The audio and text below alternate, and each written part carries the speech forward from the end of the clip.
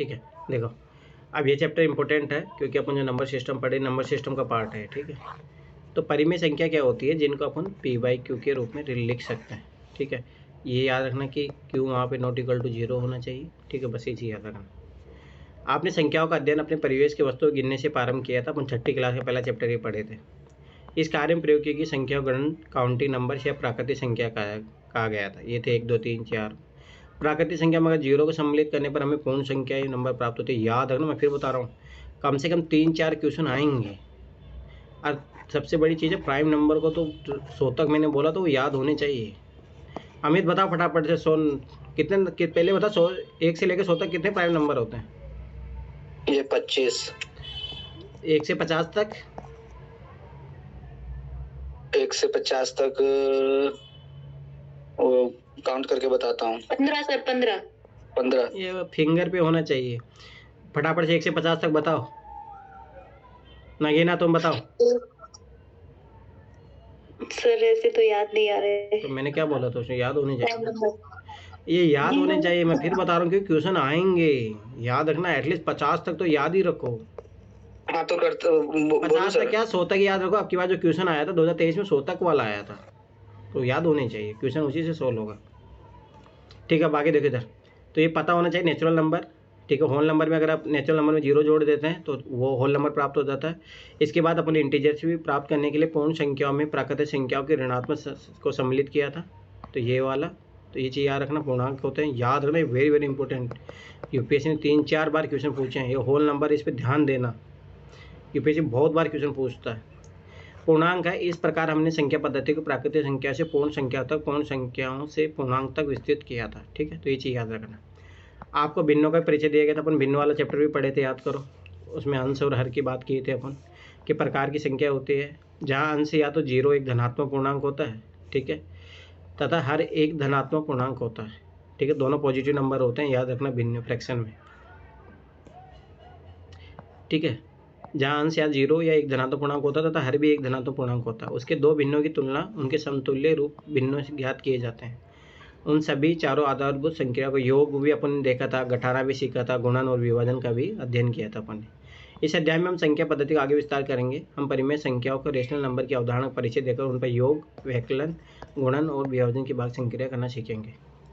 पहले परिमेय संख्या की आवश्यकता क्यों पड़ती है?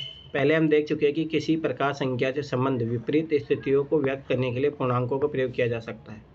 उदाहरणतः यदि एक स्थान के दाईं ओर 3 किलोमीटर दूरी को 3 से व्यक्त किया जाए तो उसी स्थान पर बाईं ओर 5 किलोमीटर दूरी को -5 से व्यक्त किया जाता है। यदि 150 रुपये का लाभ हुआ तो 150 से व्यक्त किया जाता है, 100 रुपये की हानि हुई तो -100 से व्यक्त किया जा सकता है। इसी प्रकार अनेक स्थितियाँ होती है जिसमें भिन्नात्मक संख्या भिन्न संबंध होती है।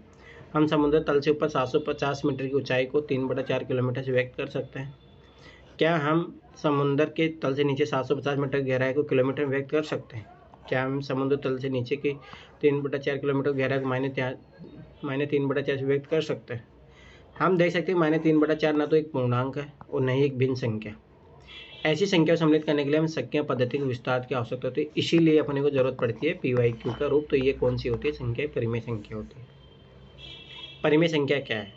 शब्द परिमेय की उत्पत्ति पद अनुपात से हुई है। आप जानते हैं कि अनुपात 3:2 को 3:2 भी लिखा जा सकता है, या 3 और 2 प्राकृतिक संख्या है। इसी प्रकार दो पूर्णांक मैंने बोला था कि जैसे पी/क्यू के रूप में लिखा जाता है तो क्यू नॉट इक्वल टू 0 होना चाहिए, याद रखना, क्योंकि इनफाइनाइट मान चले जाता है। तो पी/क्यू का अपन ऐसे भी लिखा जा सकता है। यही वह रूप है जिसमें परिमेय संख्या व्यक्त की जाती है। तो एक परिमेय संख्या को ऐसी संख्या के रूप में परिभाषित किया जाता है जिसे पी/क्यू के रूप में व्यक्त किया जा सके, और जहाँ पी और क्यू पूर्णांक होता है तो क्यू नॉट इक्वल टू 0, ठीक है। तो ये नॉर्मल चीज़ है। फिर यहाँ जैसे परिमेय संख्या है तो यहाँ पे पी 4 हो गया, क्यू का मान 5 हो गया, यहाँ पे पी का मान -3 हो गया, क्यू का मान 4 है, ठीक है। और कभी है ना ऐसे लिखा रहा आएगा 4/3, तो माइनस यहाँ है तो इसको ये this is equal to this, ये याद रखना है। ऐसा नहीं कि ये चीज़ अलग होती है, ठीक है। आपने 3/8, 4/8 और 1 से 2/3 इत्यादि जैसे भिन्न देखे हैं, सभी भिन्न परिमेय संख्या होती है, ये चीज़ याद रखना। डायरेक्ट स्टेटमेंट उठा के पूछ लेगा। क्या आप इसका कारण बता सकते हैं? दशमलव संख्या 0.5, 2.3, 0.3 इत्यादि के बारे में क्या कहा जा सकता है? इस प्रकार की प्रत्येक संख्या को सामान्य भिन्न के रूप में लिखा जा सकता है, इसलिए परिमेय संख्या है। उदाहरणतः 0.5 को 5/10 लिख सकते हैं, 2.3 को 3 ये लिख सकते हैं, 0.33 को तो इसको ये लिख सकते हैं। प्रयास कीजिए क्या दो परिमेय संख्या इसके बारे में सोचिए। तो मैंने बोला था -2/3 ऐसे लिख सकते हैं, तो इसलिए परिमेय संख्या हो जाएगी। 10 परिमेय संख्या की सूची बनाओ, वो बना सकते हो। अब आ गया अंश और हर। तो ये चीज़ याद रखना, ये अंश होता है और ये हर होता है, ठीक है। PYQ में पूर्णांक P अंश है तथा जो Q है वो 0 है। इसी प्रकार -3/7 -3 अंश हो गया, 7 हर। इसी पार 5 परिमेय संख्या लेगी जिनमें से प्रत्येक अंश एक ऋणात्मक पूर्णांक हुई, तो नॉर्मल बना दोगे आराम से। अब देखो मान लो कि दोनों ऋणात्मक हो जाएगा, जैसे मान लो 5/4 में निकले तो दोनों कट जाएगा, तो ये पॉजिटिव हो जाएगा, 5/4 आ जाएगा, ठीक है। तो ये चीज़ याद रखना। क्या पूर्णांक भी परिमेय संख्या है? याद रखना कि जितने भी इंटीजर हो सारे पूर्णांक हाँ है। कि जैसे मान लो कि इधर लिखा है -3, इधर मान लो कि ये +4, ये सब इसके नीचे 1 मान लो, तो ये सब क्या PYQ के रूप में आ गई ना। तो PYQ के रूप में आ गई तो स्वाभाविक सी बात है सारी परिमेय संख्या हो जाएगी। किसी पूर्णांक को परिमेय संख्या माना जा सकता है। उदाहरणतः पूर्णांक -5 को एक परिमेय संख्या है, क्योंकि आप इसे -5/1 के रूप में लिख सकते हैं। तो 0 को भी लिख सकते हैं अपन, इत्यादि रूप में लिखा जा सकता था। ये भी एक परिमेय संख्या है। तो याद रखना इसी प्रकार परिमेय संख्या में पूर्णांक भिन्न सम्मिलित होते हैं, चीज़ याद रखना। समतुल्य परिमेय संख्या क्या होती है? ऐसी परिमेय संख्या को अलग अलग अंश और हरों का प्रयोग करके लिखा जा सकता है। उदाहरणतः परिमेय संख्या -2/3। अब देखो वही सेम चीज़ में इधर मैं बता रहा हूँ डायरेक्ट। जैसे -2/3 है, ध्यान से देखना। अब इसको मान लो मैंने ऊपर नीचे 2 से गुणा कर दिया। अब देखो ये क्या आएगा, -4/6। अब देखो ये समतुल्य भिन्न इसलिए है कि जब इसको कैंसिल आउट करोगे आप, काटोगे 2 से, तो -2/3 वापस से आ जाएगा। तो उसी के बराबर है, परंतु ये रूप अलग है, बस ये चीज़ रखना। तो ये दोनों समतुल्य है, ऐसे करके, ठीक है। तो ऐसी परिमेय संख्या है जो परस्पर बराबर हो, एक दूसरे के समतुल्य हो, वो तुल्य या तुल्य कही जाती है, ठीक है। क्या ये है? हाँ है। तो मैंने बोला ही था, देखो 10/15 है, तो इसको -10/15 भी लिख सकते हैं। पर याद रखना, देखो अगर ये इसका मतलब जैसे अपन देखें, जैसे P/Q, एक बार ध्यान से समझना, लिखने जब कैलकुलेशन लेते हैं तब ऐसे ले सकते हैं। पर अब यहाँ पे अगर ऐसा पूछ रहा है तो यहाँ पे देखो P का वैल्यू 10 है, Q का वैल्यू -15 है, ठीक है। और यहाँ पे P का वैल्यू -10 है, ठीक है। और यहाँ पे Q का वैल्यू 15 है। तो याद रखना ये नहीं होगा। अपन कैलकुलेशन के लिए लेते हैं, ये चीज़ याद रख लेना। कैलकुलेशन जब करते हैं तब उसके लिए, परंतु ये चीज़ याद रखना कि ये परिमेय संख्या मतलब दोनों परिमेय संख्या है पर अलग अलग है, सेम नहीं है। तो ये चीज़ याद रखना,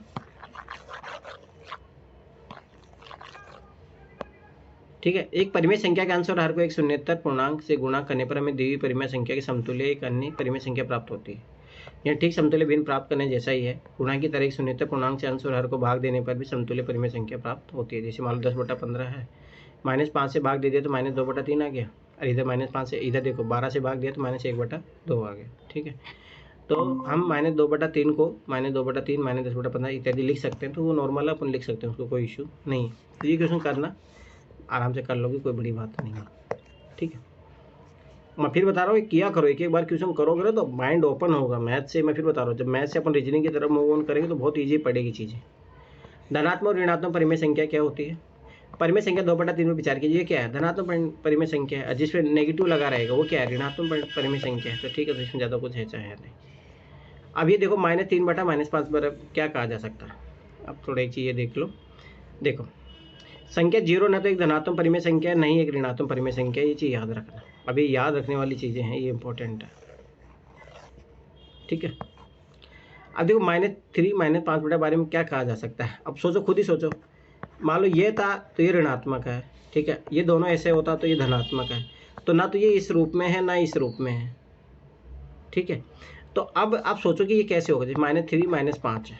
अब एक तरीका कुछ जानते हैं, समझ बात, इसको कैंसिल आउट करेंगे तो क्या आ जाएगा? 3/5 आ जाएगा। तो ये कैसे हो जाएगी? धनात्मक परिमेय संख्या हो जाएगी, ठीक है। जैसे देखो -1 किए तो भाई -1 कैंसिल आउट हो जाएगा। 3/5 तो 3/5 कितना है? धनात्मक परिमेय संख्या। तो ये चीज़ याद रखना। एग्जाम में कभी कभी जब ऐसी नई चीज़ें आ जाती है अपने सामने, दिमाग काम नहीं करता है, ठीक। तो ये चीज़ कर लेना। अब आगे देखो, एक संख्या रेखा पर परिमेय संख्या। आप हम जानते हैं कि संख्या रेखा पूर्णांक को किस प्रकार निरूपित किया जाता है। आइए इसे एक रेखा नीचे खींचे, देखो 0 है, ये ऐसे करके। अब इसको परिमेय संख्या बनाने से बात, इसको 1 से डिवाइडेड कर दो या 2 से कर दो, किसी से भी कर दो, तो सारी परिमेय संख्या बन जाएगी। 0 के दाईं ओर के बिंदु प्लस से चिन्ह से व्यक्त करते हैं, धनात्मक पूर्णांक को दर्शाते हैं। 0 से बाईं की ओर को माइनस चिन्ह से व्यक्त करते हैं, ऋणात्मक पूर्णांक को दर्शाते हैं। संख्या रेखा भिन्नों के निरूपण से आप भी परिचित है। आइए अब देखिए परिमेय संख्या रेखा पर किस प्रकार निरूपित की जा सकती है। आइए संख्या रेखा पर संख्या -1/2 निरूपित करें। अब -1/2 सब ऐसी बात कहाँ आएगा 0.5, तो यहाँ पे -1/2। तो ये वो तरीका है जैसे अब जैसे 3/4 है, इसका मतलब क्या है 0.75, तो 0.75 किसके बीच में आएगा 0 और 1 के बीच में, तो यहाँ आएगा 3/4। तो ये दर्शाने का तरीका है, तो वो चीज़ आप सीख भी चुके हो उधर, ठीक है। तो ये मध्यस्थ बिंदु निकालने का एक तरीका होता है कि जी कैसे अपन एक मध्यस्थ जो मिड पॉइंट है वो निकाल सकते हैं। बस एक चीज़ याद रखना, जैसे 1/3 है तो 1/3 कितना होगा 0.33, ठीक 0.33 किसके बाद बीच में आएगा, तो 0 1/2, क्योंकि 1/2 का मान कितना होता है 0.5, तो ये यहाँ पे आएगा 1/3, ठीक है। तो ये सिंपल सा वही तरीका है जो अपन याद करो उधर भिन्न वाले में भी सीखे थे, पर उधर याद रखना ओनली पॉजिटिव में सीखे थे, इधर पॉजिटिव नेगेटिव दोनों में परिमेय संख्या के रूप में अप्लाई होगा, ठीक है। तो ये चीज़ याद रखना, तो इसमें वही किया है इसने, ठीक है। तो वो चीज़ नॉर्मल है। अब देखो मानक के रूप में परिमेय संख्या स्टैंडर्ड क्या होता है, जैसे 3/5 एक ही, देखो ये पॉजिटिव हो गया, ये नेगेटिव हो गया, ये पॉजिटिव हो गया, ठीक है, और ये नेगेटिव हो गया। इन सभी परिमेय संख्या का हर धनात्मक पूर्णांक है, हर जो है सारा पॉजिटिव है, और अंश और हरों के बीच में केवल एक सार गुणनखंड फैक्टर है, ठीक है। इनमें देखोगे अंश और हरों में इसमें एक ही जो है फैक्टर है, और इसके अलावा कोई कॉमन फैक्टर नहीं है। साथ ही ऋणात्मक चिन्ह केवल अंश में स्थित है, ऐसी परिमेय संख्या को मानक व्यक्त की गई परिमेय संख्या कहलाती है। तो ये चीज़ याद रखना, स्टैंडर्ड फॉर्म में व्यक्त की गई परिमेय संख्या कैसी होती है। पहली बात तो हर पॉजिटिव होना चाहिए, ऊपर नेगेटिव पॉजिटिव कुछ भी हो सकता है। दूसरी बात अंश और हर में जो है सार गुणनखंड वो हमेशा कॉमन जो फैक्टर होता है वो एक ही होना चाहिए। जैसे 2/4 नहीं होगा क्योंकि इसमें एक भी है 2 भी हो जाएगा, तो ये चीज़ याद रखना। तो इसी खासियत होती है। एक परिमेय संख्या मानक रूप में व्यक्त की कही जाती है यदि उसका हर धनात्मक पूर्णांक हो और उसका अंश और हर में एक कथित कोई सार गुणनखंड नहीं हो। इसको अंडरलाइन कर लेना, हाईलाइट कर लेना है। यदि कोई परिमेय संख्या मानक रूप में नहीं है तो उसे मानक रूप में व्यक्त किया जा सकता है। स्मरण कीजिए कि भिन्नों को उनके न्यूनतम रूप में व्यक्त करने के लिए हमने उनके अंशों को और हरों के एक शून्येतर पूर्णांक से भाग दिया था। हम इस विधि का प्रयोग परिमेय संख्याओं को मानक रूप में व्यक्त करने के लिए करेंगे, ठीक है। तो ये सब सिंपल सी बात है, सारी चीज़ें करके देख लेना, नॉर्मल है, ठीक है। तो ये सारी चीज़ें करना। अब आती परिमेय संख्या की तुलना। अब सबाई बात ध्यान से समझना। 2/3 मैं एक डायरेक्ट करके बताता हूँ, ये और ये 5/7 है। पूछ लेगा कौन बड़ा है क्या छोटा है, तो मैं 2 चीज़ें बता रहा हूँ, 2-3 मेथड है, तो उसमें से मैं पहला मेथड समझो। पहले मेथड है कि हर को बराबर कर लो। अब यहाँ पे 3 है, यहाँ पे 7 है, तो हर को बराबर करने के लिए मैं इसको 7 से गुणा कर लूँ और इसको मैं 3 से गुणा कर लूँ। जब यहाँ इससे 7 से गुणा किया तो ऊपर भी 7 से गुणा करना पड़ेगा, और इधर 3 से गुणा किया तो यहाँ पे ऊपर 3 से गुणा करना पड़ेगा। तो 2 7 14 हो गया, 3 7 21 हो गया, ठीक है। 5 या 15 हो गया, 7 या 21 हो गया, ठीक। अब एक चीज़ याद रखो, अब आगे देखो। अब अपने को पता है कि ध्यान से समझना, जब 21 है नीचे तो इससे तो मतलब है नहीं। अब यहीं से पता लगेगा, देखो 14 जो है 15 से छोटा होता है तो 15 बड़ा हो जाएगा, ठीक है। तो इसका मतलब है 2/3 से बड़ा है 5/7, ठीक है। तो ये चीज़ याद रखना, एक मेथड ये दिखा दे। अब दूसरा मेथड सीखो, 2/3 और अपने पास है 5/7, ठीक है। अब मैं क्या कर रहा हूँ कि ऊपर वालों को बराबर कर रहा हूँ, ठीक है। ध्यान से समझना ये चीज़। इसमें मान लो मैं 5 से गुणा करूँगा, इसको 2 से गुणा करूँगा, तो जो ऊपर किया नीचे नीचे उसी से गुणा करना पड़ेगा, ठीक है। अब 10 ये 15 हो जाएगा, ये अपने पास 10/14 हो गया। अब सब 22 पर ध्यान से समझना है ये बात। ऊपर बराबर है तो ऊपर से तो कुछ पता लगेगा ना। नीचे जितनी अपने को पता है कि नीचे जब जितनी बड़ी संख्या होती जाती है उसका मान छोटा आता जाता है। तो 27 बात है, ये बड़ी संख्या है तो इसका मान और छोटा कम आएगा, तो ये छोटी हो जाएगी इससे। तो इसका मतलब जो 10/14 है जो बड़ा होगा 10/15 से। तो इसका मतलब 10/15 किसका मान था 2/3 का, तो ये किससे छोटा होगा 5/7 से, ठीक है। तो दोनों जगह सेम मान आ रहा है, ठीक है। तो ये चीज़ याद रखना है। तो दोनों मेथड मैंने बता दिए कि परिमेय संख्या तुलना कैसे करते हैं, ठीक है। तो ये चीज़ याद रखना, ठीक है। तो ये रेखा वेखा की जरूरत नहीं, मैंने ये जो मेथड सिखाया वो याद रखना। समझ में आया? अरे कोई कुछ बोलोगे? हाँ, ठीक है। बस माइनस में चीज़ याद रखना कि माइनस अपन जानते हैं कि जो -1 जो है बड़ा होता है -3 से। तो ये बस माइनस में थोड़ा एक चीज़ ध्यान रखना, ठीक है। तो इसमें जो है माइनस में जो छोटी संख्या आएगी वो बड़ी होगी माइनस में जो बड़ी संख्या आएगी उससे। जैसे देखो -2 बड़ा है -5 से, तो ये चीज़ याद रखना बस, और कुछ नहीं। वो सेम जो मैंने कॉन्सेप्ट बताया वो याद रखना, उसी से करना है। ऋणात्मक परिमेय संख्या की युग्म स्थिति भी ठीक इसी प्रकार से है। दो ऋणात्मक परिमेय संख्या की तुलना करने के लिए हम उनकी तुलना उनके चिन्हों को छोड़ते हुए करते हैं, बाद में असीम का इनइक्वालिटी के चिन्ह को उल्टा करके बदल देते हैं। मैं एक सिखा देता हूँ आप लोगों को। जैसे मान लो कि -1/2 और -1/5 में से मुझे चेक करना है, तो पहले माइनस चिन्ह दोनों जगह से हटा दो, 1/2 और 1/5 सोचो, ठीक है, ध्यान से समझना। अब पहले मैं इसको बराबर कर लेता हूँ। सबसे ईजी यही पड़ता है, 5 से गुणा करो, इसको 5 से गुणा कर लो, इसको 2 से गुणा कर लो, इसको 2 से गुणा कर लो, तो ये 5/10 आ गया, और ये आ गया कितना, 2/10। और सब ऐसी बात है कि 5 बड़ा होता 2 से, तो ये चिन्ह तो ये आता जब पॉजिटिव रहता। अब ये नेगेटिव है तो स्वाभाविक सी बात है क्या बड़ा हो जाएगा, 5/10 छोटा हो जाएगा 2/10 से। इसका मतलब है 1/2 जो माइनस का है वो छोटा है किससे, माइनस के 1/5। ठीक है, तो ये चीज़ याद रखना, तो ये चीज़ समझ लेना, ये इंपॉर्टेंट है। जैसे माल माइनस आती है तो वही मैंने चीज़ बता दी, ठीक है। अगर देखो जब दोनों ऋणात्मक संख्या तो ऐसा, अब देखो अगर एक ऋणात्मक और एक धनात्मक परिमेय संख्या तुलना स्पष्ट है, तो समझ बात है। जैसे -1/2 और 5/2 में कौन बड़ा है भाई, सीधी सी बात है, ये बड़ा है, इसमें कुछ करना ही नहीं। नेगेटिव संख्या तो पॉजिटिव संख्या से छोटी होती है।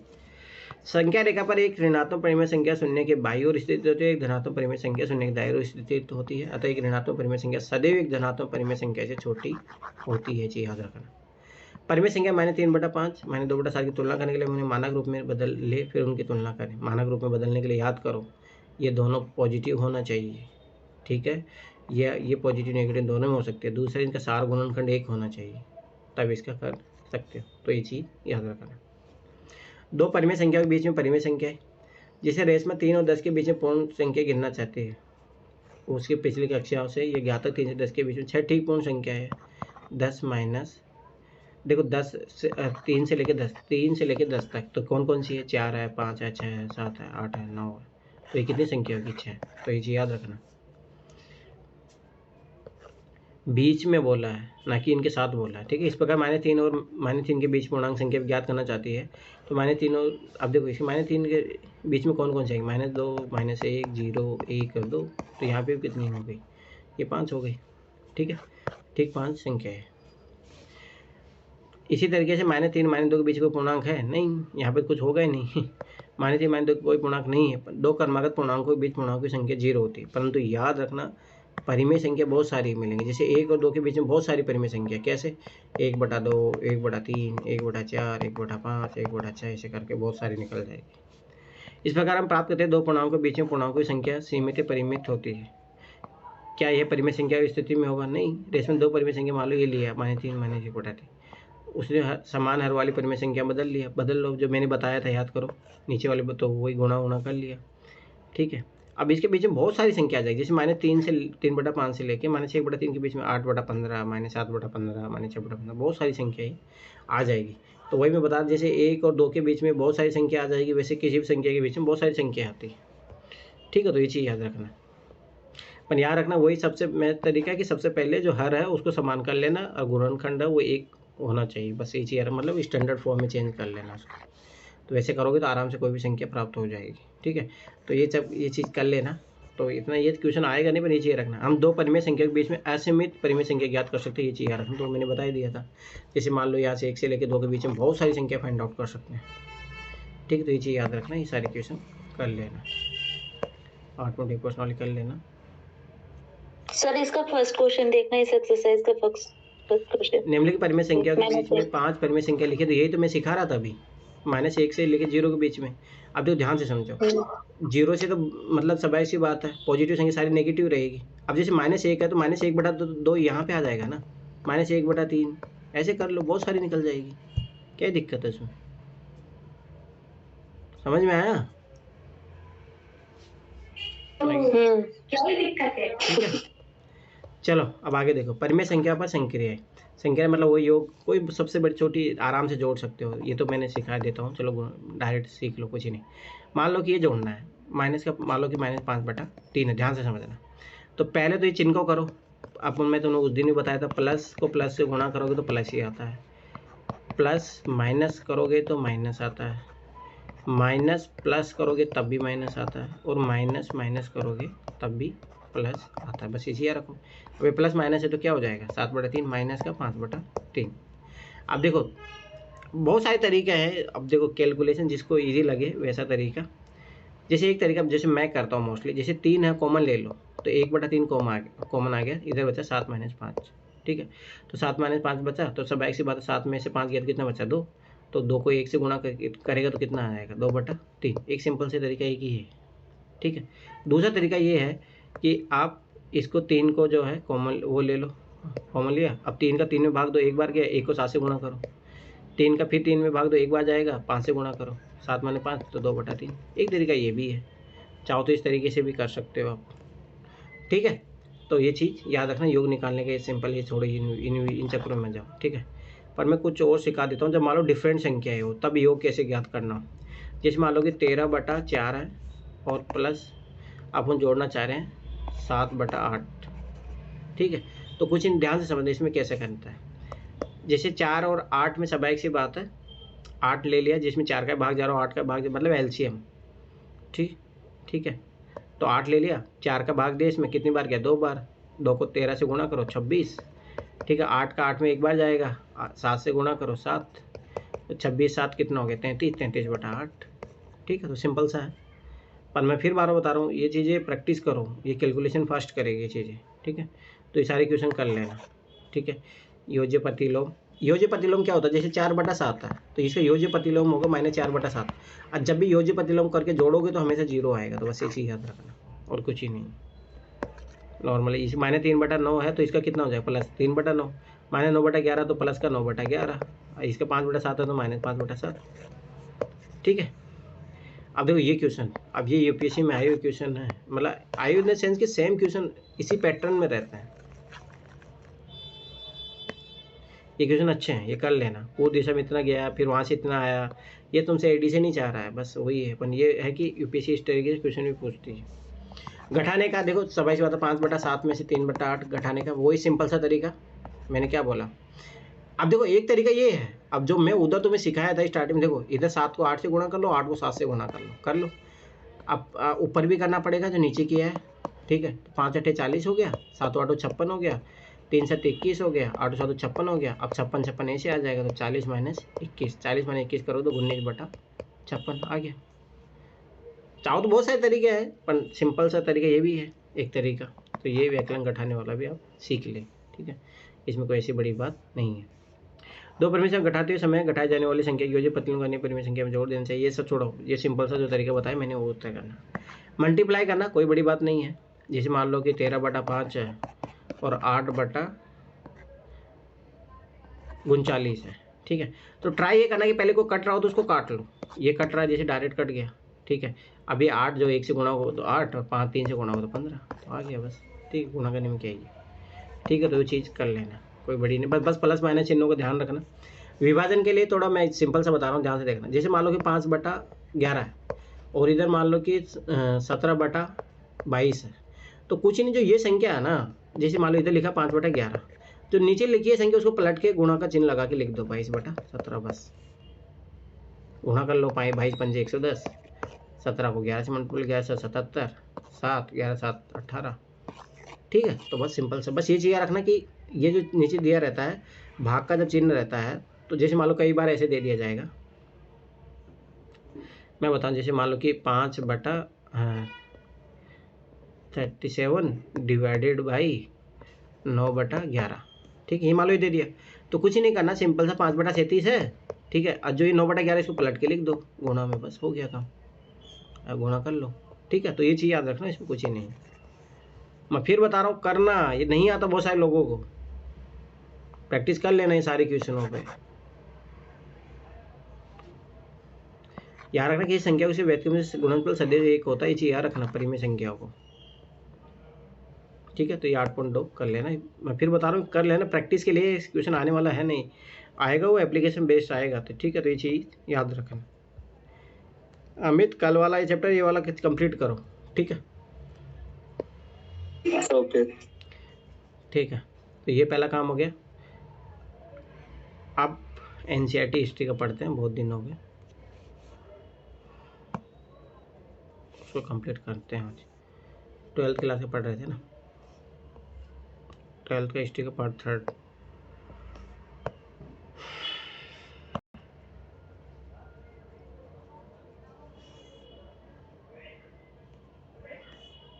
आज 1857 की क्रांति चलेगी ना, ये पढ़ लिए थे अपन, ठीक है। कितना लंबा चैप्टर है आज, जिसमें कुछ काम की चीज़ें है नहीं, बात तो ये है। तो अच्छा लगे पढ़ा है भाई। चलो ठीक है, 5 मिनट रेस्ट कर लो। कितना बज गया? 7:45। सर रेस्ट करने दो, आप पढ़ाओ जल्दी। पढ़ाओ? हाँ चलो ठीक है, शुरू करो तो फिर। विद्रोही और, रुक जाओ 1 मिनट। विद्रोही और राज्य, ठीक। 1857 का आंदोलन और उसके व्याख्यान। मैं फिर बताऊँ, लंबा जाएगा चैप्टर, 1.5 घंटे बैठना पड़ेगा। रेडी हो जाओ। 10 मई 1857 के दोपहर बाद, तो पहली बात ये जो क्रांति की डेट थी ये, ठीक है। दोपहर बाद मेरठ छावनी में सिपाही ने विद्रोह कर दिया। हलचल की शुरुआत भारतीय सैनिकों से बनी पैदल सेना से हुई थी।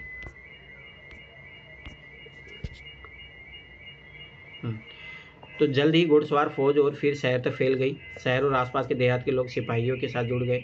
सिपाही ने शस्त्रागार पर कब्जा कर लिया, जहां हथियार और गोला बारूद रखे हुए थे। इसके बाद उन्होंने गोरों पर निशाना साधा और उनके बंगलों, साजो सामान को तहस नहस करना और जलाना फूंकना शुरू कर दिया।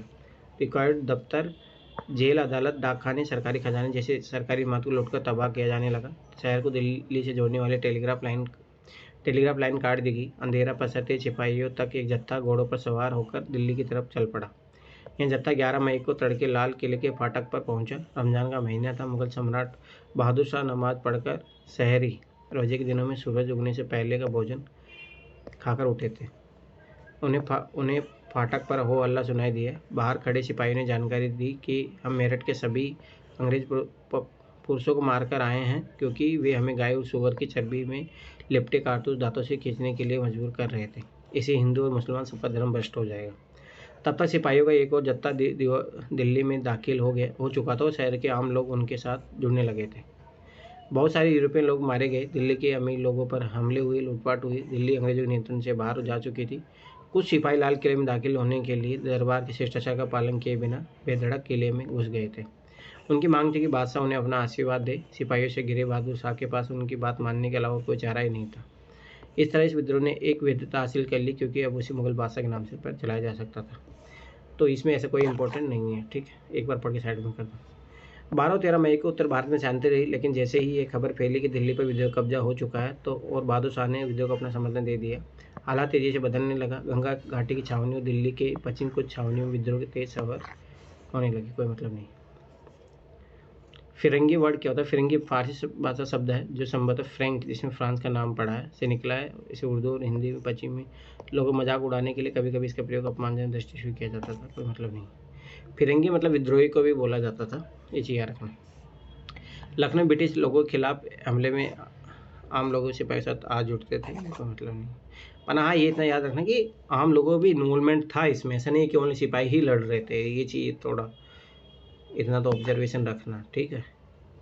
विद्रोह का डर, यदि इन विद्रोह को तारीख के हिसाब से सिलसिलेवार रखा जाए तो ऐसा लगता है जैसे जैसे विद्रोह की खबर एक शहर से दूसरे शहर में पहुंचते गई, वैसे वैसे सिपाही हथियार उठाते गए। हर छावनी में विद्रोह का घटनाक्रम कमोबेश एक जैसा ही था, कोई मतलब नहीं।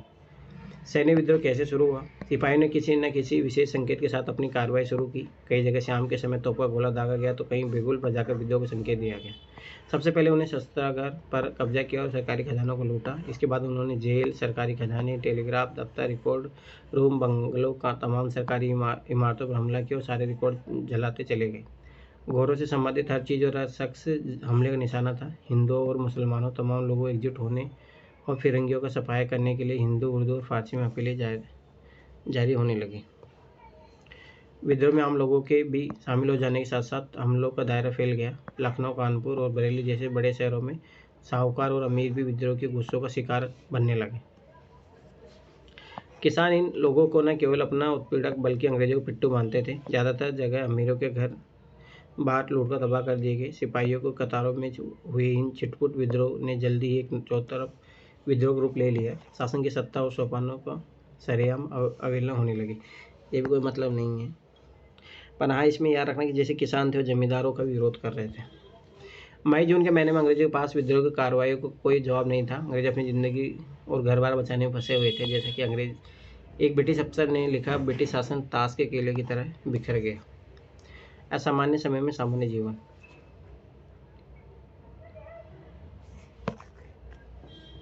को मतलब नहीं, छोड़ो। असामान्य समय सामान्य। विद्रोह के महीनों में शहरों में क्या हुआ, उथल पुथल के उन दिनों में लोग अपनी ज़िंदगी कैसे जी रहे थे, सामान्य जीवन किस तरह प्रभावित हुआ, विभिन्न शहरों के रिपोर्ट पता चलता है। कोई मतलब नहीं होगा, बस यही है कि बता रहा है बस क्या है, उस लोग क्या खा रहे थे देख लो बस। यही हालात सब्जी और साग पालक के भी है। लोग इस बात पर शिकायत कर रहे हैं कि बाजार में कद्दू और बैंगन तक नहीं मिलते। आलू और अरबी अगर मिलती हुई तो बासी सड़ी जिसे कुंजड़ो सब्जी बेचने वालों ने रोक कर जमा कर रखा होता है। तो ये थोड़ा बड़ा देख लेना, बस ये लिख लो कि कुंजड़ो मतलब सब्जी बेचने वालों को बोला जाता है। तो बस ये चीज़ याद रखना। शहर में स्थित बाग बगीचे में कुछ माल चंद इलाकों तक पहुंच जाता है, लेकिन गरीब और मध्य वर्ग उन्हें देखकर बस होंठों पर जीभ फेरा कर रह जाते हैं, क्योंकि वो चीज़ें खास लोगों के लिए। यहाँ एक और चीज़ भी ध्यान दिया जाना चाहिए कि जिससे लोगों को बड़ा नुकसान हो रहा है। मामला यह है कि पानी भरने वालों ने पानी भरना बंद कर दिया है। गरीब सुरफा शरीफ लोग, थोड़े वर्ड देख लिया करो बस। इसमें खुद घड़ों में पानी भर कर लाते हैं, तब जाकर घर में खाना बनता है। हलाल खोर हराम खोर हो गए हैं। कई दिनों बहुत सारे मोहल्लों में कोई आमदनी नहीं हुई है और यही हालात बने रहे तो गंदगी मौत और बीमारियाँ शहर को आबो हवा खराब कर देगी और शहर महामारी की गिरफ्त में आ जाएगा। यहाँ तक कि आसपास के इलाके में उसकी चपेट में आ जाएंगे। कोई मतलब नहीं। संचार के माध्यम। अलग अलग स्थानों पर विद्रोह के डर में समानता की वजह आंशिक रूप से उसकी योजना समन्वय में निहित थी। इसमें कोई शक नहीं कि विभिन्न छावनियों के सिपाही के बीच अच्छा संचार बना हुआ था। जब 7वीं अवध इरेगुलर कैवेलरी ने मई की शुरुआत में नई कारतूस इस्तेमाल करने से इनकार कर दिया तो उन्होंने 48 नेटिव इन्फेंट्री को लिखा कि हमने अपने धर्म की रक्षा के लिए फैसला लिया और 48 नेटिव इन्फेंट्री के हुक्म को इंतजार कर रहे हैं। सिपाही उनके संदेशवाहक एक जगह से दूसरी जगह जा रहे थे। लब्बू बोलो आप कि लोग बस बगावत के मंसूबे गढ़ रहे थे और उसी के बारे में बात कर रहे थे। तो ये चीज़ याद रखना कि उनमें प्रॉपर मतलब कम्युनिकेशन था, जितनी भी छावनियाँ थी उनमें। ठीक है, तो ये थोड़ा बहुत आइडिया रखना। अब देखो, सिस्टर और तहसीलदार। विद्रोह और सैनिक अवज्ञा के संदर्भ में सीतापुर के देसी ईसाई मुस्लिम पुलिस इंस्पेक्टर फ्रांसवा सिस्टन का अनुभव हमें बहुत कुछ बताता है। वह मजिस्ट्रेट के पास शिष्टाचार वर्ष मिलने सहारनपुर गया हुआ था। सिस्टन हिंदुस्तानी कपड़े पहना था, आलती पालती मार के बैठा था। इसी बीच में बिजनौर के एक मुस्लिम तहसीलदार कमरे में दाखिल हुआ। जब उसे पता चला कि सिस्टन अवध में तैनात था तो उसने पूछा, क्या खबर है अवध की, काम कैसे चल रहा है। सिस्टर ने कहा, अगर हमें अवध में काम मिलता है तो जनाब आली को भी पता चल जाएगा। इस पर तहसीलदार ने कहा, भरोसा रखो, इस बार हम कामयाब होंगे, मामला काबिल हाथों में है। बाद में पता चला कि तहसीलदार बिजनौर के विद्रोह के सबसे बड़ा नेता था। ये मतलब नहीं। विद्रोह की बनावट और जिन साक्ष्यों के आधार पर ऐसा लगता है कि इन विद्रोह में एक योजना समन्वय था, उनको देखकर कुछ अहम सवाल खड़े होते हैं। ये योजना कैसे बनाएगी, योजनाकार कौन थे, मौजूदा दस्तावेज के आधार पर इन सवालों के सीधे सीधे जवाब देना कठिन है। फिर भी एक घटना इस बारे में कुछ सुराग जरूर देती है कि विद्रोह इतने सुनिश्चित कैसे थे। विद्रोह के दौरान अवध मिलिट्री पुलिस के कैप्टन हियर्स की सुरक्षा की जिम्मा भारतीय सिपाहियों पर था। यहाँ कैप्टन हियर्स तैनात था, वहीं 41 नेटिव इन्फेंट्री भी तैनात थी। इन्फेंट्री की दलील थी कि क्योंकि वे अपने तमाम गोरे अफसर खत्म कर चुके हैं, इसलिए अवध मिलिट्री का फर्ज बनता है कि या तो वे हियर्स की मौत को नींद सुला दे या उसे गिरफ्तार करके 41 नेटिव इन्फेंट्री के हवाले कर दे। मिलिट्री पुलिस ने दोनों दलीलें खारिज कर दी। अब यह तय किया गया कि अब इस मामले को हल करने के लिए हर रेजिमेंट के देसी अफसरों को एक पंचायत बुलाई जाए। इस विद्रोह के शुरुआती इतिहासकारों में से एक चार्ल्स बॉल ने लिखा है कि पंचायतें रात को कानपुर सिपाही लाइनों में जुटती थी।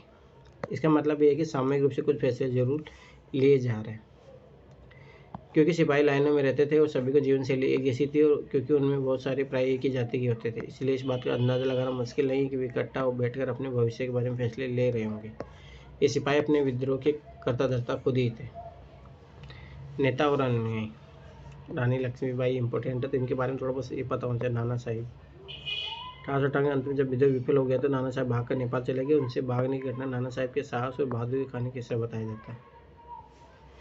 नेता और अनुयायी कौन कौन थे इसमें? अंग्रेजों से लोहा लेने के लिए नेतृत्व संगठन जरूरी था।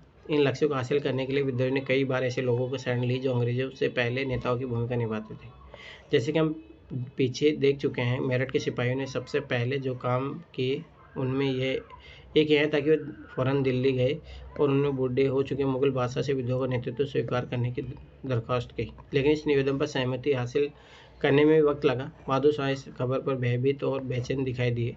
बहादुर शाह ने नामात्र का नेता बनने की जिम्मेदारी भी तब स्वीकार की जब कुछ सिपाही शाही शिष्टाचार की अवहेलना करते हुए जबरन लाल किले के मुगल दरबार में जा घुसे। बहादुर शाह के पास कोई चारा नहीं बचा था। अन्य स्थानों पर भी छोटे पैमाने पर ही सही इस तरह के दृश्य घट चुके थे। कानपुर में सिपाहियों और शहर के लोगों ने पेशवा बाजीराव द्वितीय के उत्तराधिकारी नाना साहिब के सामने बगावत की बागडोर संभालने के सिवा और कोई विकल्प ही नहीं छोड़ा। झांसी में रानी को आम जनता के दबाव में बगावत का नेतृत्व संभालना पड़ा। कुछ ऐसी स्थिति में बिहार में आरा के स्थानीय जमींदार कुंवर सिंह, अब ये जहाँ से जो लोग लड़े थे ये बहुत इंपॉर्टेंट है। कानपुर से मान लो ये लड़ रहा है, झांसी से मान लो रानी लक्ष्मीबाई लड़ रही है, बिहार से, ये बहुत बार यूपीएससी में पूछा गया है ये तो, ठीक है, तो ये थोड़ा याद होना चाहिए ये चीज। और इनके अगेंस्ट अंग्रेजी सरकार से कौन लड़ रहे थे ये भी इम्पोर्टेंट है, ये भी बहुत पूछते हैं। बीपीएस स्टेट पीसीएस में पूछा जाता है, यूपीएससी में तो नहीं, बचपन याद होना चाहिए, ठीक है।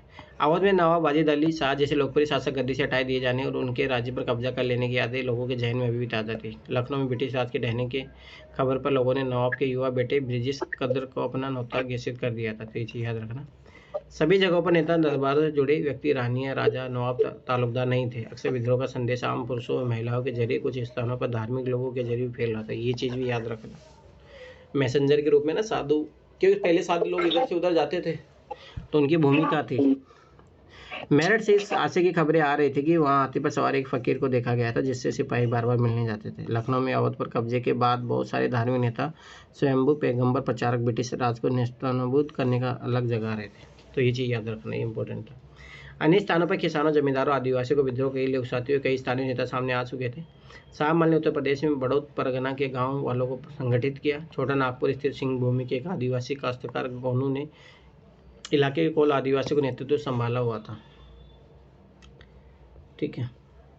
अभी देखो ये 1857 स्पेक्ट्रम की 1857 की जो ये है ना समरी, उसमें बहुत अच्छे से दिया हुआ है ये वाला।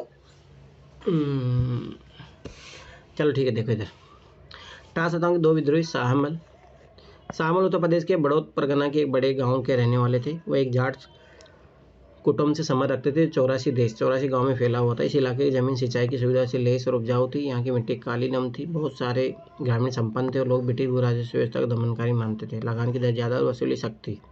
नतीजा यह था कि किसानों की जमीनी बाहरी लोगों के हाथों में जा रही थी। इलाकों में आने वाले व्यापारी और महाजन जमीन पर कब्जा करते जा रहे थे। शाहमल ने 84 देश के मुखियाओं और काश्तकारों को संगठित किया। इसके लिए उन्हें रात के साय में गाँव जाकर बात की और लोगों को अंग्रेजों के खिलाफ विद्रोह के लिए तैयार किया। बहुत सारे दूसरे स्थानों की तरह यहाँ भी अंग्रेजों के खिलाफ आंदोलन के व्यापक विद्रोह में तब्दील हो गया। अब विरोध, उत्पीड़न और अन्याय के तमाम चिन्हों के खिलाफ होने लगा। किसान अपने खेत छोड़कर निकल पड़े और महाजनों व व्यापारियों के घर बार लूटने लगे। बेदखल भूस्वामी ने छीन चुकी जमीनों पर दोबारा कब्जा कर लिया। शाहमल के आदमियों ने सरकारी इमारतों पर हमला किया, नदी का पुल ध्वस्त कर दिया और पक्की सड़कों को खोद डाला। इसकी एक वजह यह थी कि वे सरकारी फौजों का रास्ता रोकना चाहते थे। दूसरी वजह यह थी कि पुलों सड़कों को ब्रिटिश शासन का प्रतीक माना जाता था। उन्होंने दिल्ली में विद्रोह करने वाले सिपाहियों को रसद पहुंचाई और ब्रिटिश हेडक्वार्टर व मेरठ के बीच तमाम सरकारी संचार बंद कर दिया। स्थानीय स्तर पर राजा कहलाने वाले शाहमल ने एक अंग्रेज अफसर के बंगले में डेरा डाला, उसे न्याय भवन का नाम दिया और वहीं से झगड़ों विवादों को फैसला करने लगे। उन्हें गुप्तचरी का भी अंग्रेज नेटवर्क स्थापित कर लिया। कुछ समय के लिए लोगों को लगा कि फिरंगी राज खत्म हो चुका है और उनका राज आ गया। 1857 में शाहमल को युद्ध में मार दिए गए। अब इतना कोई इम्पोर्टेंट पर्सनैलिटी है नहीं, ऐसे तो बहुत हज़ारों पर्सनैलिटी है।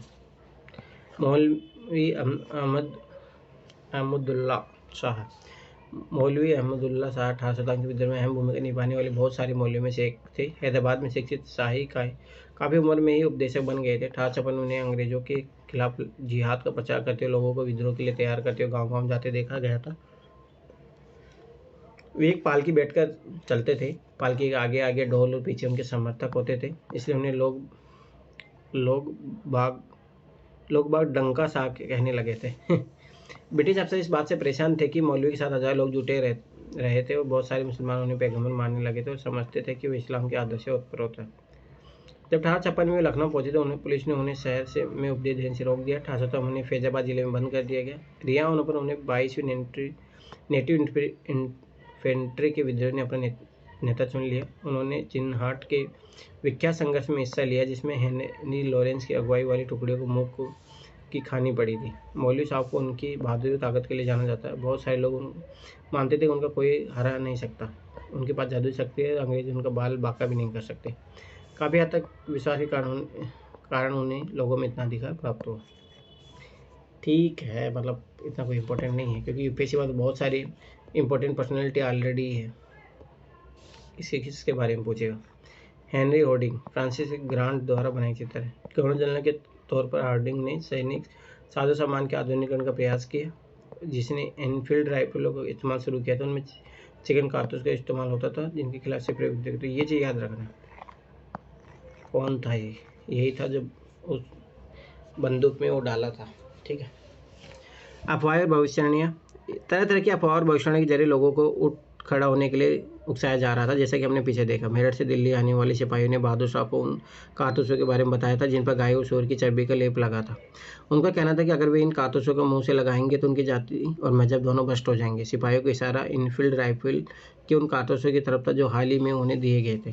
अंग्रेजों ने सिपाहियों को लाख समझाया कि ऐसा नहीं है, लेकिन ये अफवाह उत्तर भारत की छावनी में जंगल की आग की तरह फैलती चली गई। इस अफवाह का स्रोत ढूंढा जा सकता है। राइफल इंस्ट्रक्शन डिपो के कमांडेंट कैप्टन राइट ने अपनी रिपोर्ट में लिखा था कि दमदम स्थित शस्त्रागार में काम करने वाली नीची जाति के खलासी ने जनवरी 1857 के 30 हफ्ते में एक ब्राह्मण सिपाही से पानी पिलाने के लिए कहा था। ब्राह्मण सिपाही ने कहकर अपने लोटे से पानी पिलाने से इनकार कर दिया कि नीची जाति के छूने से लोटा अपवित्र हो जाएगा। रिपोर्ट के मुताबिक इस पर खलासी ने जवाब दिया कि वैसे भी जल्दी तुम्हारी जाति भ्रष्ट होने वाली है, क्योंकि अब तुम गाय और सूअर की चर्बी वाले कारतूस को मुँह से खींचना पड़ेगा।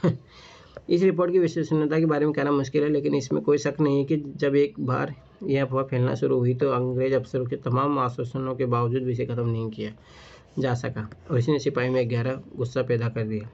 1857 की शुरुआत तक उत्तर भारत में यही एक अफवाह नहीं थी। यह अफवाह भी जोरों पर थी कि अंग्रेज सरकार ने हिंदू और मुसलमानों के जाति और धर्म को नष्ट करने के लिए एक भयानक साजिश रच ली है। अफवाह फैलाने वालों को कहना था कि इसी मकसद को हासिल करने के लिए अंग्रेजों ने बाजार में मिलने वाले आटे में गाय और सूअर की हड्डियों को चूरा मिलवा दिया है। शहरों और छावनियों में सिपाहियों और आम लोगों ने आटे को छूने से भी इनकार कर दिया। चारों तरफ इस हादसे का भय और शक बना हुआ था कि अंग्रेज हिंदुस्तानियों को ईसाई बनाना चाहते हैं। यह बेचैनी बहुत तेज़ी से फैली।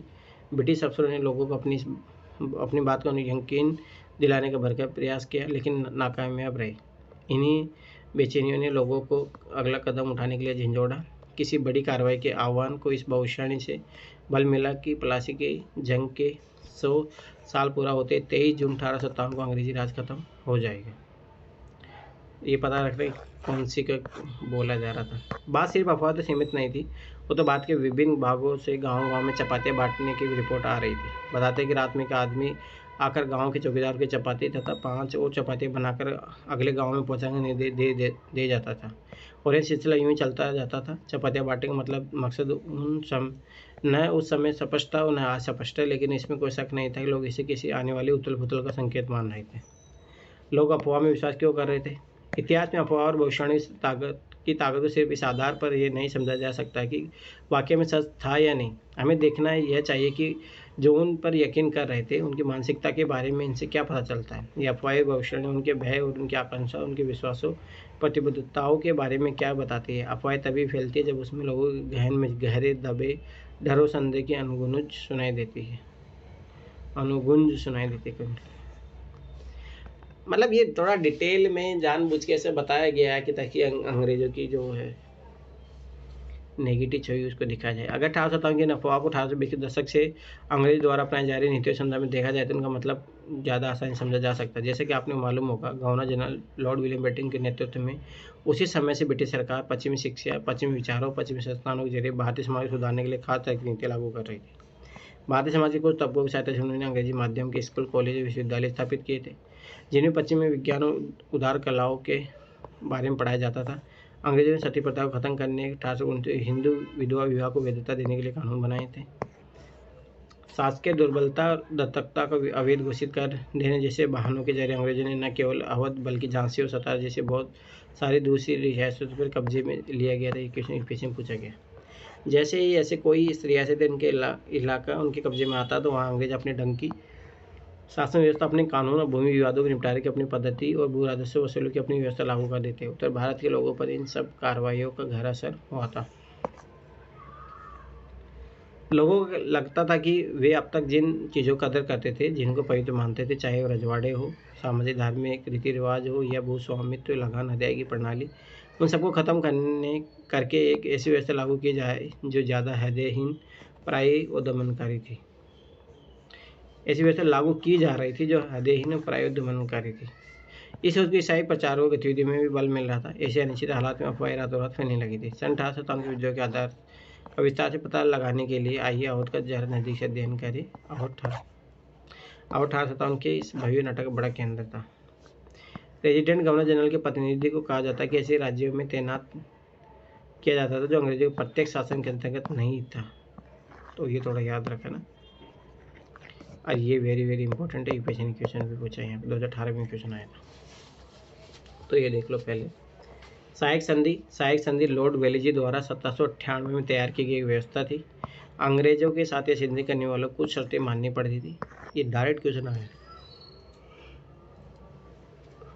पहले भी आया था, 2018 में भी आया। अंग्रेज अपने सहयोगी की बाहरी और आंतरिक चुनौतियों से रक्षा करेंगे। पहली चीज, सहयोगी पक्ष के भू क्षेत्र में एक ब्रिटिश सरकारी सैनिक टुकड़ी तैनात रहेगी।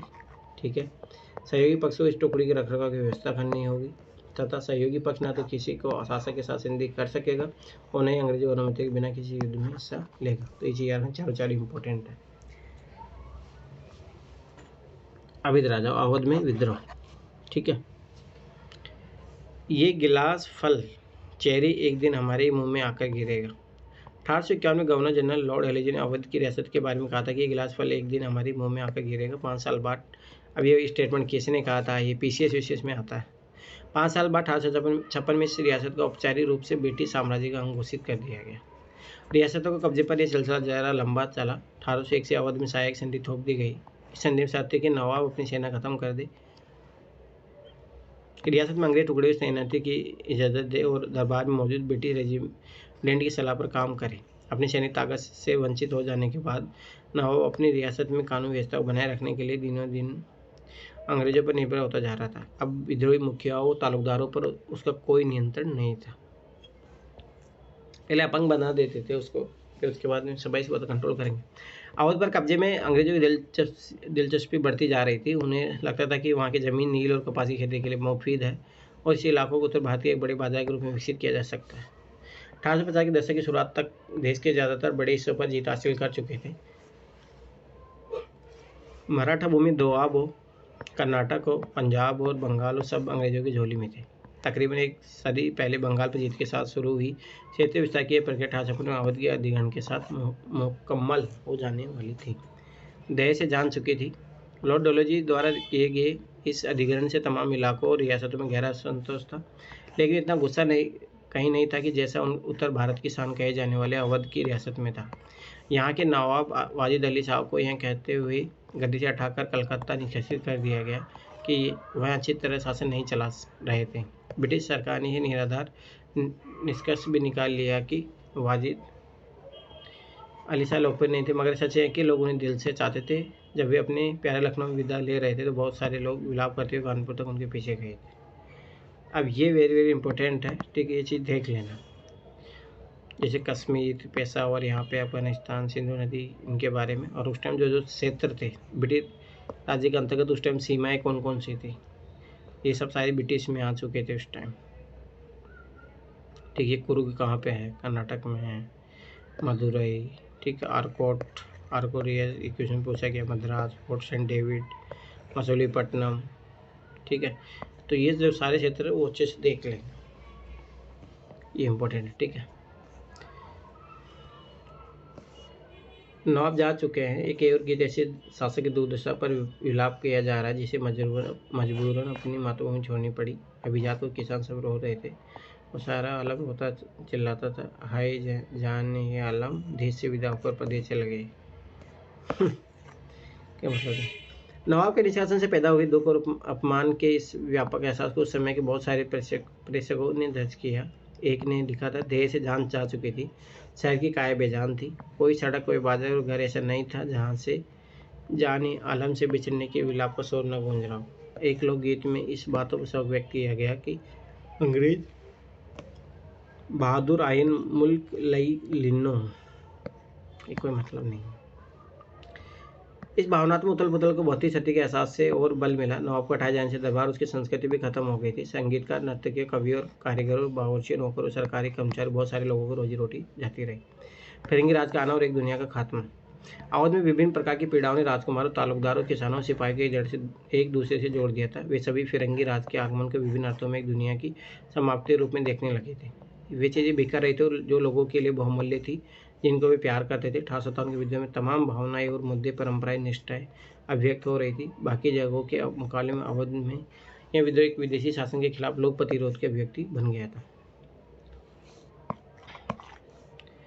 अवध के अधिकांश सिर्फ नवाब को ही गद्दी छीनी नहीं थी, इसने इलाके के तालुकदारों को भी लाचार कर दिया था। अवध के समूचे देहात में तालुकदारों की जागीर और किले बिखरे हुए थे। ये लोग पीढ़ियों से अपने इलाकों में जमीन और सत्ता पर नियंत्रण रखते आए थे। अंग्रेजों के आने से पहले तालुकदारों के पास हथियारबंद सिपाही होते थे, उनके अपने किले थे। अगर वे नवाब की संप्रभुता को स्वीकार कर ले, अपने तालुकदार का राजस्व चुकाते रहे तो उनके पास काफ़ी स्वायत्ता भी होती थी।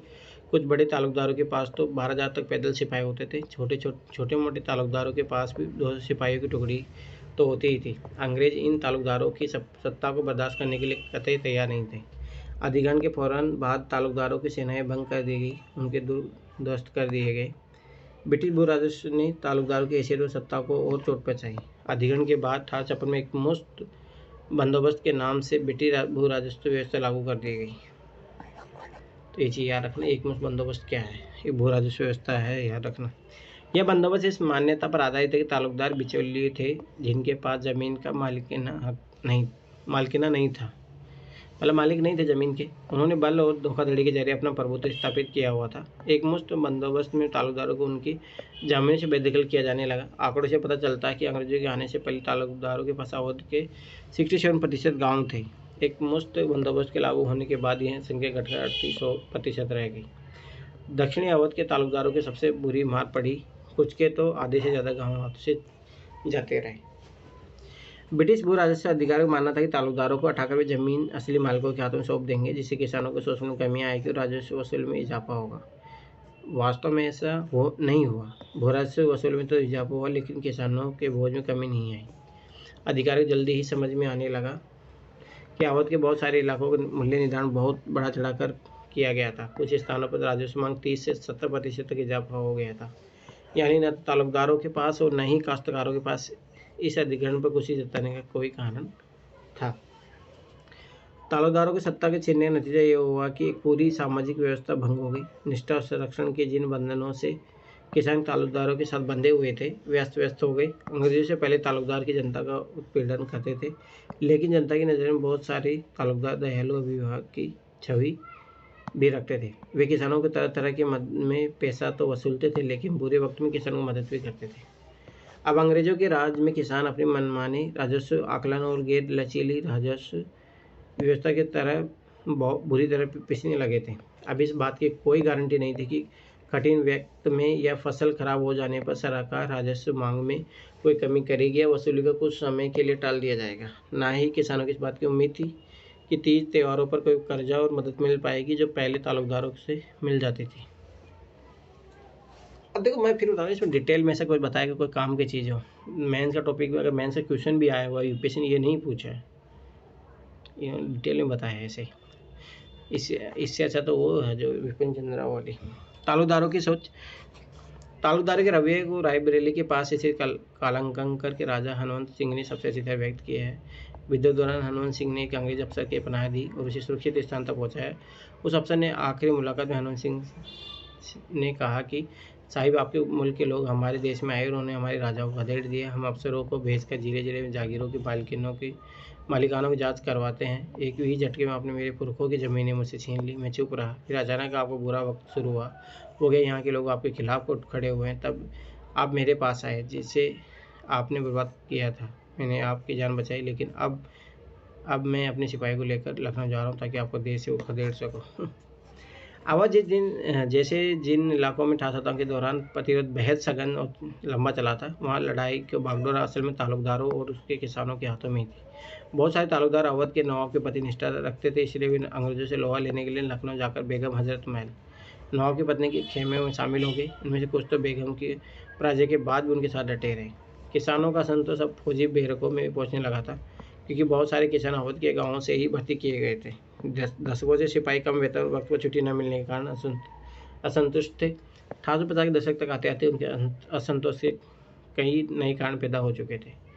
1857 की जनवरी से पहले के सालों में सिपाहियों के अपने गोरे अफसरों के साथ रिश्ते काफ़ी बदल चुके थे। 1820 के दशक में अंग्रेज अफसर सिपाहियों के साथ दोस्ताना ताल्लुकात रखने पर खासा जोर देते थे। वे उनकी मौज मस्ती में शामिल होते थे, उनके साथ मल्ल युद्ध करते थे, उनके साथ तलवारबाजी करते थे, उनके साथ शिकार पर जाते थे। उनमें से बहुत सारे बखूबी हिंदुस्तानी बोलना जानते थे और यहाँ के रीति रिवाजों पर संस्कृति से वाकिफ थे। उनमें अफसर की कड़क और अभिभावक का स्नेह दोनों निहित था। क्या ही मतलब है इन चीज़ों से। यूरोपीय किस्म की वर्दी पहने बंगाल के सिपाही हैं, कला का सिपाही वर्दी मजाक उड़ा रहा है। इन तस्वीर जरिए शायद ये बात दर्शाने का प्रयास किया जा रहा है, पश्चिम पोशाक पहनकर हिंदुस्तानी सुंदर नहीं दिख सकते। 1840 के दशक में स्थिति बदलने लगी। अफसरों में श्रेष्ठता का भाव पैदा होने लगा और वे सिपाहियों को कमतर नस्ल का मानने लगे। वे उनके भावनाओं को जरा से भी फिक्र नहीं करते थे। गाली गलौज शारीरिक हिंसा सामान्य बात बन गई। सिपाही अफसरों के बीच फासला बढ़ता गया। भरोसे की जगह संदेह न ली चिकनाई युक्त कारतूसों घटना इसका एक बड़े उदाहरण था। यह भी याद रखना चाहिए, महत्वपूर्ण है कि वो तो भारत में सिपाहियों और ग्रामीण जगत के बीच गहरे संबंध थे। बस ये चीज़ याद रखना कि लिंकेज था। बस बंगाल आर्मी के सिपाही में से बहुत सारे अवध और पूर्वी उत्तर प्रदेश के गांवों से भीतर होकर आए थे। उनमें से बहुत सारे ब्राह्मण ऊंची जाति के थे। बल्कि अवध को तो बंगाल आर्मी की पौधशाला कहा जाता है। सिपाहियों के परिवार अपने इर्द गिर्द जिन बदलाव को देख रहे थे, उन्हें जो खतरे दिखाई दे रहे थे, जल्दी सिपाही लाइनों में भी दिखाई देने लगे। दूसरी ओर कारतूसों के बारे में सिपाहियों का भय, छुट्टियों के बारे में उनकी शिकायतें, बढ़ते दुर्व्यवहार और नस्ली गाली गलौज के प्रति बढ़ता असंतोष गाँव में भी प्रतिबिंबित होने लगा था। सिपाही और ग्रामीण जगत के बीच मौजूद इन संबंधों में से जन विद्रोह के रूप रंग पर गहरा असर पड़ा। जब सिपाही अपने अफसरों की अवज्ञा करते थे, हथियार उठाते थे, फौरन ही गांव में उनके भाई बिरादर भी उनके साथ आ जुड़ते थे। हर कहीं किसान शहरों में पहुंचकर सिपाहियों के और शहर के आम लोगों के साथ जुड़कर विद्रोह के सामूहिक कृत्य में शामिल हो रहे थे। विद्रोही क्या चाहते थे? बेतौर विजेता कठिनाइयों चुनौतियों बहादुरी के बारे में अंग्रेजों की अपनी राय थी। वे विद्रोह का एहसान फरामोश और बर्बर लोगों का झूठ मानते थे। विद्रोह को चलने के मतलब यह था कि उनके आवाज़ को दबा दिया जाए। कुछ विद्रोह को इस घटनाक्रम के बारे में अपनी बात दर्ज कराने का मौका मिला। यूँ भी विद्रोह में ज़्यादातर सिपाही और आम लोग थे जो पढ़े लिखे नहीं थे। इस प्रकार अपने विचारों को प्रसार करने और लोगों को विद्रोह में शामिल करने के लिए जारी की गई कुछ घोषणाओं इश्तिहारों के सिवाय हमारे पास ऐसी कोई ज़्यादा चीज़ें नहीं थी जिनके बिना हम पर विद्रोह के नजरिए को समझ सके। इसलिए ठाकुर जो कुछ और से रचने की इतिहासकारों की कोशिश को बहुत हद तक मजबूरन अंग्रेजों के दस्तावेज पर निर्भर रहना पड़ता है। विडंबना है कि इन स्रोतों से अंग्रेजों अफसर की सोच का तो पता चलता है, लेकिन इस बारे में ज़्यादा सुराग नहीं मिलता कि विद्रोही क्या चाहते थे। एकता की कल्पना ठाकुर विद्रोह द्वारा जारी की गई घोषणाओं में जाति और धर्म का भेद के बिना समाज के सभी तबकों का आह्वान किया जाता था। बहुत सारी घोषणाएं मुस्लिम राजकुमारी नवाबों की तरफ से या उनके नाम पर की जाने लगी थी पर जारी की गई थी, परंतु उनमें भी हिंदुओं का भावनाओं का ख्याल रखा जाता था। इस विद्रोह को एक ऐसे युद्ध के रूप में पेश किया जा रहा था जिसमें हिंदू मुसलमान दोनों को नफा नुकसान बराबर था। इश्तिहारों में अंग्रेजों से पहले के हिंदू मुस्लिम अतीत की को संकेत किया जाता था और मुगल साम्राज्य के तहत विभिन्न समुदाय के सहअस्तित्व का गौरव गान किया जाता था। बहादुर शाह के नाम से जारी की गई घोषणा में मोहम्मद और महावीर दोनों को दुहाई देते हुए जनता से लड़ाई में शामिल होने का आह्वान किया गया। दिलचस्प बात यह है कि आंदोलन में हिंदू मुसलमानों के बीच कोई खाई पैदा करने अंग्रेजों द्वारा की गई कोशिश के बावजूद ऐसा कोई फर्क नहीं दिखाई दिया। अंग्रेज शासन ने दिसंबर 1877 में पश्चिमी उत्तर प्रदेश में बरेली के हिंदुओं को मुसलमानों के खिलाफ भड़काने के लिए 50,000 रुपये खर्च करने की यह कोशिश नाकामयाब रही। कोई मतलब नहीं है। आजमगढ़ घोषणा 25 अगस्त 1857। आजमगढ़ घोषणा किससे जुड़ी है, क्या है, वो चीज़ें पता होनी चाहिए। ठीक है। विद्रोह क्या चाहते थे इसके बारे में हमारी जानकारी की एक मुख्य स्रोत है। यह सर्वविदित है कि इस युग में हिंदुस्तान के लोग हिंदू और मुस्लिम दोनों ही अधर्मी और षड्यंत्रकारी अंग्रेजों की निरंकुशता उत्पीड़न से त्रस्त है। इसीलिए देश के सभी धर्म लोगों, खासतौर से जिनका मुस्लिम शाही परिवार में ताल्लुक रहा और जिन्हें लोगों को धर्म रक्षक स्वामी माना जाता है, अपने जीवन और संपत्ति को जनता की कुशल क्षेम के लिए होम कर देना चाहिए। अपने धर्म की रक्षा के लिए अरसा पहले अपने घर बार छोड़ चुके भारत से अंग्रेजों के उखाड़ फेंकने के लिए पूरा जोर लगा रहे बहुत सारे हिंदू और मुसलमान मुखिया मेरे पास आए और उन्होंने इस भारतीय धर्म युद्ध में हिस्सा लिया। मुझे पूरी उम्मीद है कि जल्दी ही मुझे पश्चिम से भी मदद मिलेगी। इसलिए जनता की जानकारी के लिए कई भागों के इश्तेहार जारी किया जा रहा है।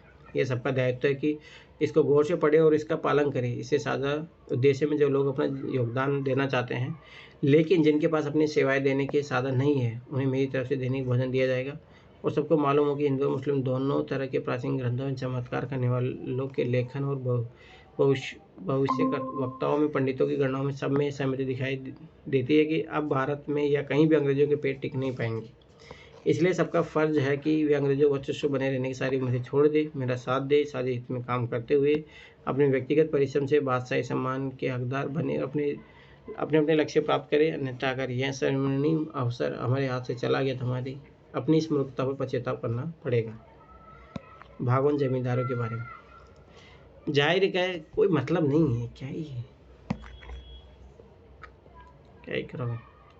जाहिर की जमींदारी बंदोबस्त तय करने में अंग्रेज सरकार ने बेहिसाब जमा भू राजस्व थोप दिया। कई जमींदारों को बेइज्जत और बर्बाद किया। बका लगान की वजह से उनकी जागीरें नीलाम कर दी गई। हद तो यह है कि एक आम रैयत किसी जनाना नौकरी किसी गुलाम की ओर से दाखिल किए गए मुकदमे पर भी बाइज्जत जमींदारों की अदालत में घसीटा जा रहा है, गिरफ्तार किया जा रहा है, कैद खाने में डाला जा रहा है और बेइज्जत किया जा रहा है। जमींदारों के बारे में दायर किए गए मुकदमे में भारी खर्च को स्टाम्प और दीवानी अदालतों के गैर जरूरी खर्चों को मकसद प्रतिवादी को दरित करना चाह रहा है। जमींदार के खजानों को स्कूलों, अस्पतालों, सड़कों आदि के लिए चंदे के नाम पर हर साल खाली किया जा रहा है। इस तरह वसूलियों के लिए बादशाह सरकार में कोई जगह नहीं होगी। जमाल का रहेगा, जमींदारों के हितों की रक्षा की जाएगी और हर जमींदार को अपनी जिम्मेदारियों अपने ढंग से शासन करने का अधिकार होगा। व्यापारियों के बारे में इस अधर्मी और षड्यंत्रकारी ब्रिटिश सरकार ने नील, कपड़े, जहाज व्यवसाय जैसे तमाम बेहतरीन और बहुमूल्य चीज़ों के व्यापार पर एक अधिकार स्थापित कर लिया। अब छोटी बड़ी चीज़ों का व्यापार ही लोगों के लिए रह गया। डाक खर्चे, नाका वसूली, स्कूलों के लिए चंदे के नाम पर व्यापारियों के मुनाफे में सेंध मारी जा रही है। इन तमाम रियायतों के बावजूद व्यापारियों को 2 कौड़ी के आदमी की शिकायत पर गिरफ्तार किया जा सकता है, बेइज्जत किया जा सकता है। जब बादशाही सरकार बनेगी तो इन सारे फरेबी तौर तरीकों को खत्म कर दिया जाएगा। जमीन और पानी दोनों रास्तों से होने वाले हर चीज़ का व्यापार भारत के देशी व्यापारियों के लिए खोल दिया जाएगा। इसलिए हर व्यापारी जिम्मेदारी है कि वह इस जंग में हिस्सा ले और बादशाही सरकार के हर इंसानी माली मदद करे। सरकारी कर्मचारियों के बारे में अब यह राज की बात नहीं कि अंग्रेज सरकार के तहत प्रशासनिक और सैनिक सेवा में भर्ती होने वाले भारतीय लोगों की इज्जत नहीं मिलती, उनकी तनख्वाह कम होती है और उनके पास कोई ताकत नहीं होती। दोनों महकमों में प्रतिष्ठित और पैसे वाले सारे पद पर सिर्फ अंग्रेज को मिलते हैं। इसलिए ब्रिटिश सेवा में काम करने वाले तमाम भारतीयों को अपने मजहब और हित पर ध्यान देना चाहिए और अंग्रेजों के प्रति अपनी वफादारी छोड़कर बादशाही सरकार का साथ देना चाहिए। उन्होंने फिलहाल 200-300 रुपये प्रति माह की तनख्वाह मिलेगी। भविष्य में ऊँचे ओहदे को उम्मीद रखें। कारीगरों के बारे में इसमें कोई शक नहीं कि इंग्लैंड में बनी चीज़ों को लाकर यूरोपियों ने हमारे बुनकरों, सूती वस्त्र बनाने वालों, बढ़ाइयों, लोहारों, मोचियों आदि को बेरोजगार कर दिया। उनके काम धंधों की पर इस तरह कब्जा किया है कि जैसे देसी कारीगरों की हर श्रेणी भीख मंगों की हालत में पहुंच गई है। बादशाही सरकार में देसी कारीगरों की राजाओं और अमीरों को सेवा में तैनात किया जाएगा। इसमें निसंदेह उनकी उन्नति होगी। इसलिए उन कारीगरों को अंग्रेजों की सेवा छोड़ देना चाहिए। पंडितों, फकीरों और अन्य ज्ञानी व्यक्तियों के बारे में पंडित और फकीर क्रमशः हिंदू और मुस्लिम धर्मों के अभिभावक है, जो वे दोनों धर्मों के शत्रु है, क्योंकि फिलहाल धर्म के कारण ही अंग्रेजों के खिलाफ एक युद्ध जुड़ा हुआ है। इसलिए पंडित और फकीरों का फर्ज है कि खुद को मेरे सामने पेश कर इस पवित्र युद्ध में अपना हिस्सा निभाए। सिपाही क्या सोचते थे, मतलब देखो आज तक अगर आप देखोगे 1857 क्रांति से अगर वो क्वेश्चन बना, एक बार बना था, उसमें एक्ट से रिलेटेड बना था वो, पीछे इस विषय में तो बहुत कुछ पूछा जाता। विद्रोही सिपाहियों की एक अर्जी जो बच गई, एक सदी पहले अंग्रेज हिंदुस्तान को मतलब नहीं है, पर पढ़ लो बस एक बार, कोई इंपॉर्टेंट टर्म मिल जाए बस वो चीज़ याद रखो। हिंदुस्तान आए और धीरे धीरे यहाँ फौजी टुकड़े बनाने लगे। इसके बाद वे हर राज्य के मालिक बन बैठे। हमारे पूर्वों ने सदा उनकी सेवा की। हम भी उनकी नौकरी में आए। ईश्वर की कृपा से और हमारी सहायता से अंग्रेजों ने जो चाहा वो इलाका जीत लिया। उनके लिए हमारे जैसे हज़ारों हिंदुस्तानी जवानों को अपनी कुर्बानी देनी पड़ी, लेकिन न हमने कभी पैर पीछे खींचे और न ही कोई बहाना बनाया, न ही कभी बगावत के रास्ते पर चले। लेकिन सन 1857 में अंग्रेजों ने हुक्म जारी कर दिया कि अब सिपाहियों को इंग्लैंड से नए कारतूस और बंदूकें दी जाएगी। नए कारतूस में गाय और सूअर की चर्बी मिली हुई है और गेहूं के आटे में हड्डियों का चूरा मिलाकर खिलाया जा रहा है। ये चीज़ें पैदल सेना, घुड़सवार और गोल अंदाज फौज की हर रेजिमेंट में तुलना दी गई है। उन्होंने ये कारतूस थर्ड लाइट कैवेलरी के घुड़सवार सैनिकों को दिए और उन्हें दांतों से खींचने के लिए कहा। सिपाही ने जो हुक्म का विरोध किया और कहा कि वे ऐसा कभी नहीं करेंगे, क्योंकि अगर उन्हें ऐसा किया तो उनका धर्म नष्ट हो जाएगा, धर्म भ्रष्ट हो जाएगा। इस पर अंग्रेजी सरकार अफसरों ने 3 रेजिमेंटों के जवानों को परेड करवा दी। 1400 अंग्रेजी सिपाही यूरोपीय सैनिकों को दूसरे बटालियनों और घुड़सवार गोल अंदाज फौज को तैयार करते हुए भारतीय सैनिकों को घेर लिया गया। हर पैदल रेजिमेंट के सामने छर्रों से भरी 6 तोपें तैनात कर दी गई और 84 नई सिपाही को गिरफ्तारी करके बेड़े डालकर जेल में बंद कर दिया गया। छावनी के सवारों को इसलिए जेल में डाला गया ताकि हम नए कांतों से दांतों से खींचने लगे। इसी कारण हम और हमारे सारे सरदार इकट्ठा होकर अपनी आस्था की रक्षा के लिए अंग्रेजों से लड़े। हमें 2 साल तक युद्ध जारी रखने पर मजबूर किया गया। धर्म और आस्था के सवाल पर हमारे साथ खड़े राजा और मुखिया अभी भी हमारे साथ, उन्हें भी सारी मुसीबतें झेली। हम 2 साल तक इसलिए लड़े ताकि हमारा अकायदा, आस्था और मजहब दूषित ना हो। अगर एक हिंदू या मुस्लिम का धर्म ही नष्ट हो गया, दुनिया बचेगा क्या? कोई मतलब नहीं है। बस एक माइंड सेट पता लगता है उस सिचुएशन क्या हो रहा है, सैनिक क्या सोच रहे हैं, राजा महाराजा क्या सोच रहे हैं, तालुकदार क्या सोच रहे हैं। उत्पीड़न की प्रतीकों के खिलाफ इन घोषणाओं में ब्रिटिश राज, जिसे विद्रोही फिरंगी राज कहते थे, संबंधित हर चीज़ को पूरी तरह खारिज किया जा रहा था। देशी रियासत पर कब्जे और समझौतों को उल्लंघन करने की अंग्रेजों की निंदा की जाती थी। विद्रोही नेताओं का कहना था कि अंग्रेजों पर भरोसा नहीं किया जा सकता। लोगों की इस बात पर गुस्सा था कि ब्रिटिश भू राजस्व व्यवस्था ने बड़े छोटे भूस्वामियों को जमीन से बेदखल कर दिया है और विदेशी व्यापार ने दस्तकारों बुनकरों को तबाह कर डाला। ब्रिटिश शासन के हर पहलू पर निशान साधा जाता था। फिरंगियों पर स्थापित सुंदर जीवन शैली को नष्ट करने का आरोप लगाया जाता था। विद्रोही अपनी इस दुनिया को दोबारा बहाल करना चाहते थे। विद्रोही उद्घोषणा इस व्यापक डर को व्यक्त करती है कि अंग्रेज हिंदू और मुसलमानों को जाति और धर्म को नष्ट करने पर तुले हैं और वे लोगों को ईसाई बनाना चाहते हैं। इसी डर की वजह से लोग चल रही अफवाह पर भरोसा करने लगे। लोगों को प्रेरित किया गया कि वे इकट्ठे मिलकर अपने रोजगार, धर्म, इज्जत और अस्मिता के लिए लड़े। ये व्यापक सार्वजनिक भलाई की लड़ाई होगी। जैसे कि हम देख चुके हैं, बहुत सारे स्थानों पर अंग्रेजों के खिलाफ विद्रोह उन तमाम ताकतों के विरुद्ध हमले की शक्ल ले लेता था जिनको अंग्रेजी हिमायत या जनता को उत्पीड़न समझा जाता था। कई दफ़ा विद्रोह के शहर संभ्रांत को जानबूझ के बेइज्जत करते थे। गाँव में उन्होंने सूदखोरों के बही खाते जला दिए, उनके घर तोड़ फोड़ डाले। इससे पता चलता है कि विद्रोह तमाम उत्पीड़कों के खिलाफ थे और परंपरागत सोपानों उस नीच को खत्म करना चाहते थे। इनमें हमें एक वैकल्पिक दृष्टि, संभवतः एक ज़्यादा समता परक समाज की कल्पना दिखाई देती है, पर यह सोच उनकी घोषणाओं में नहीं दिखाई देती। उनमें तो फिरंगी राज के खिलाफ तमाम सामाजिक समूहों को एकजुट करने का आह्वान किया जाता था। वैकल्पिक सत्ता की तलाश। ब्रिटिश शासन ध्वस्त हो जाने के बाद दिल्ली, लखनऊ और कानपुर जैसे स्थानों पर विद्रोह ने एक प्रकार की सत्ता और शासन संरचना स्थापित करने का प्रयास किया। बेशक ये प्रयोग ज़्यादा समय तक नहीं चला, लेकिन उन कोशिशों से पता चलता है कि विद्रोही नेता 18वीं सदी के पूर्व ब्रिटिश दुनिया को पुनः स्थापित करना चाहते थे। इन नेताओं ने पुरानी दरबारी संस्कृति सहारा लिया। विभिन्न पदों पर नियुक्तियों की गई। भू राजस्व वसूली और सैनिकों के वेतन के भुगतान का इंतजाम किया गया। लूटपाट बंद करने के लिए हुक्मनामे जारी किए गए। इसके साथ साथ अंग्रेजों के खिलाफ युद्ध जारी रखने की योजना भी बनाई गई। सेना की कमान श्रृंखला तय की गई। इन सारे प्रयासों में विद्रोही 18वीं सदी के मुगल जगत से ही प्रेरणा ले रहे थे। ये जगत उन तमाम चीज़ों का प्रतीक बन गया जो उनसे छीन चुके थे। विद्रोह द्वारा स्थापित शासन संरचना का प्राथमिक उद्देश्य युद्ध की जरूरतों को पूरा करना था, लेकिन ज़्यादातर मामलों में ये संरचनाएं अंग्रेजों को मार बर्दाश्त नहीं कर पाई। अवध में अंग्रेजों के खिलाफ प्रतिरोध सबसे लंबा चला। वहाँ लखनऊ द्वारा जवाबी हमले की योजना बनाई जा रही थी। 1857 के आखिरी तथा 1858 की शुरुआती महीने तक हुक्म की श्रेणियाँ वजूद में थी। विद्रोही ग्रामीण अवध रिपोर्ट से भेजने वाले एक अफसर ने लिखा, अवध के लोग उत्तर से जोड़ने वाली संचार लाइन पर जोर बना रहे हैं। अवध के लोग गांव वाले हैं। ये गांव वाले यूरोपीय पकड़ से बिल्कुल बाहर है। पल में बिखर जाते हैं, पल में फिर जुड़ जाते हैं। शासकीय अधिकारियों का कहना है कि इन गाँव वालों की संख्या बहुत बड़ी है और उनके पास बाकायदा बंदूकें हैं। दमन 1857 के बारे में हमारे पास जो विवरण मौजूद है उनमें साफ हो जाता है कि इस विद्रोह को जलना अंग्रेजों के लिए बहुत आसान साबित नहीं हुआ। वो तो भारत के दोबारा जीतने के लिए लोग टुकड़े को रवाना करने पहले अंग्रेजों ने उपद्रव शांत करने के लिए फौजियों की आसानी के लिए कई कानून पारित कर दिए थे। मई और जून 1857 में पारित किए गए कानूनों के जरिए न केवल समूचे भारत में मार्शल लॉ लागू कर दिया गया, बल्कि फौजी अफसर पर यहाँ तक कि आम अंग्रेजों को भी हिंदुस्तानियों पर मुकदमा चलाने उनको सजा देने का अधिकार दे दिया गया। किन को? बल्कि फौजी अफसरों पर यहाँ तक कि आम अंग्रेजों को भी ऐसे स्थानों पर मुकदमा चलाने उनको सजा देने का अधिकार दे दिया गया जिन पर विद्रोह में शामिल होने का शक था। कहने का मतलब यह है कि कानूनों और मुकदमों की सामान्य प्रतिक्रिया रद्द कर दी गई और स्पष्ट कर दिया गया कि विद्रोह को केवल एक ही सजा हो सकती है, सजाए मौत। विद्रोह के प्रमुख केंद्र कौन कौन से थे तो ये थोड़ा याद रखना।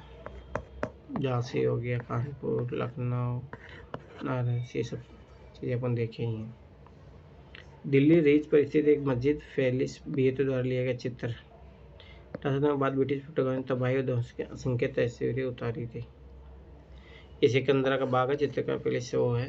1858 में यहाँ अपने जमाने में नवाब वाजिद अली शाह द्वारा बनाए गए रंग का प्लेजर गार्डन के खंडरों में 4 आदमी दिखाई दे रहे हैं। 1857 में इसकी रक्षा के 2000 से ज़्यादा विद्रोही सिपाहियों को कैंपबेल के नेतृत्व में ब्रिटिश सैनिकों ने मार डाला था।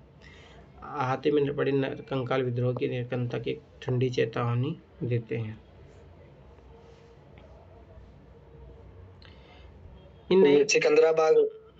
सिकंदर बाग दिल्ली में या हैदराबाद में?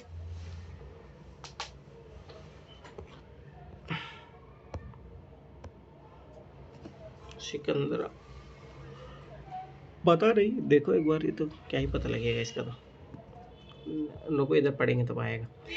ये नए विशेष कानून, अरे हैदराबाद में तो ऐसे चला नहीं था ना, ये आंदोलन कहाँ चला था, उत्तर भारत में तो चला था, तो दिल्ली का ही होगा। नए विशेष कानून ब्रिटेन से मंगाई गई नई टुकड़े से लेस अंग्रेज सरकार ने विद्रोह को चलने का काम शुरू किया। विद्रोह की तरफ दिल्ली के सांकेतिक महत्व को बहुत समझते थे, लिहाजा उन्हें 2 तरफा हमला बोल दिया गया। एक तरफ कलकत्ते से, दूसरी तरफ पंजाब से दिल्ली की तरफ कूच हुआ। हालांकि पंजाब का मुँह पे शांत था। दिल्ली को कब्जे में लेने की अंग्रेजों की कोशिश जून 1857 में बड़े पैमाने पर शुरू हुई, लेकिन यह मुहिम सितंबर के आखिर में जाकर पूरी हो पाई। दोनों तरफ से जमकर हमले किए गए, दोनों पक्षों को भारी नुकसान उठाना पड़ा। इसकी वजह यह थी पूरे उत्तर भारत की राजधानी को बचाने के लिए दिल्ली में आजमे थे। गंगा के मैदान में भी अंग्रेजों की बढ़त का सिलसिला धीमा रहा। अंग्रेज टुकड़े को हर इलाका गांव दर गांव जीतता था। आम देहाती जनता और आसपास के लोगों के खिलाफ थे। जैसे ही उन्हें अपनी उपद्रव विरोधी कार्रवाई शुरू की, अंग्रेजों को एहसास हो गया कि उनका सामना सिर्फ नौसैनिक विद्रोह से नहीं है, वैसे आंदोलन से जूझ रहे जिसके पीछे बेहिसाब जन समर्थन मौजूद है। उदाहरण के लिए अवध में फॉरसिथ नाम के एक अंग्रेज अफसर का अनुमान था कि कम से कम 3/4 वैसे पुरुष आबादी विद्रोह में शामिल थी। इस इलाके की लंबी लड़ाई के बाद मार्च 1858 में जाकर ही अंग्रेज दोबारा अपने नियंत्रण में ले पाए। अंग्रेजों ने सैनिक ताकत का भयानक पैमाने पर इस्तेमाल किया, लेकिन उनका एकमात्र हथियार नहीं था। वर्तमान उत्तर प्रदेश के विशाल भूभाग में बड़े भूस्वामियों और काश्तकारों ने मिलकर अंग्रेजों का विरोध किया। अंग्रेजों ने इस एकता को तोड़ने के लिए बड़े जमींदारों का आश्वासन दिया कि उन्हें जागीर लौटा दी जाएगी। विद्रोह का रास्ता अपनाने वाले जमींदारों को जमीन से बेदखल कर दिया गया और ज़्यादातर वो जो वफादार थे उन्हें इनाम दिए गए। बहुत सारे जमींदार या तो अंग्रेजों से लड़ते लड़ते मारे गए या भागकर नेपाल चले गए, जहाँ उन्होंने बीमारी भूख से दम तोड़ दिया। विद्रोह की छवियाँ, हम इस विद्रोह की गतिविधि और उन पर किए गए दमन के तरीकों के बारे में किस तरह जान सकते हैं। जैसे कि हम पीछे देख चुके हैं कि विद्रोह की सोच के बारे में हमारे पास बहुत कम दस्तावेज मौजूद हैं। हमारे पास विद्रोहियों की कुछ घोषणाएं, अधिसूचना नेताओं के पत्र हैं, लेकिन अब तक ज़्यादातर इतिहास अंग्रेजों द्वारा लिखे गए दस्तावेजों की रोशनी में ही विद्रोह की कार्रवाई पर चर्चा करते आ रहे थे। ऐसा मतलब नहीं है।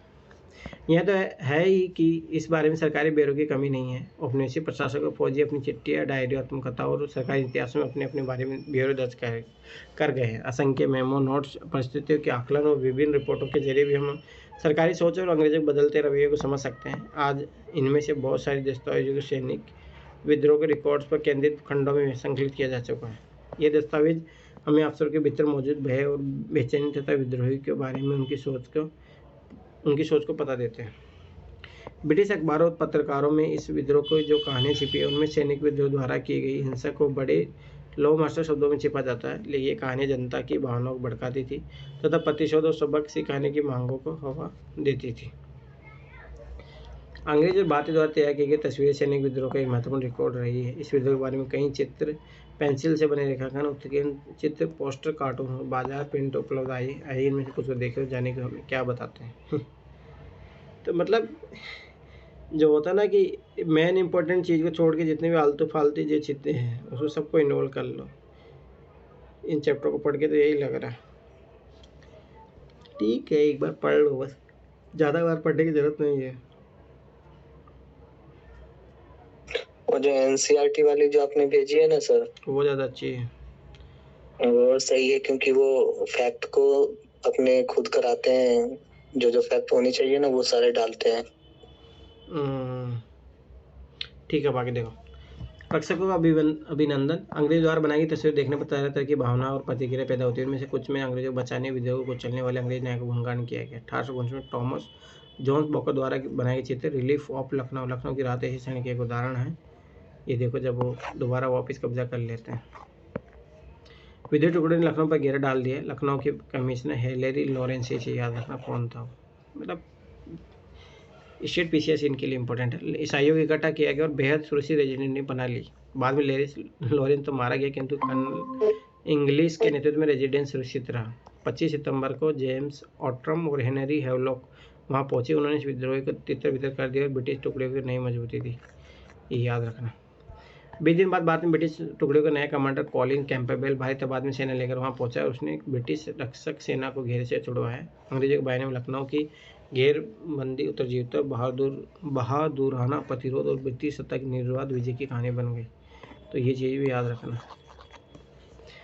बॉर्कर की पेंटिंग कैंपबेल के आगमन के क्षण का जश्न मनाती है। कैनवस के मध्य में कैंपबेल, ऑट्रम और हैवलॉक इन 3 ब्रिटिश नायकों की छवियां हैं। इनके इर्द गिर्द खड़े लोगों के हाथों को देखने पर दर्शकों की निगाह चित्र के मध्य भाग की तरफ चली जाती है। ये नायक एक ऐसे स्थान पर खड़े हैं जहाँ काफ़ी उजाला है। इनके अगले हिस्से में परछाई है और पिछले तरफ टूटा फूटा रेजिडेंसी दिखाई देता है। चित्र के अगले भाग में पड़े साव और घायली से घेरेबंदी के दौरान हुई मारकाट की गवाही देता है, जबकि मध्य भाग में घोड़ों की विजय तस्वीरें इस तथ्य पर जोर देती है कि अब ब्रिटिश सत्ता उस नियंत्रण बहाल हो गया चुका है। इस तरह चित्रों से अंग्रेजी जनता में अपनी सरकार के प्रति भरोसा पैदा होता था। इन चित्रों से उन्हें लगता था कि संकट घड़ी आ चुकी है और विद्रोह खत्म हो चुका है, अंग्रेज जीत चुके हैं।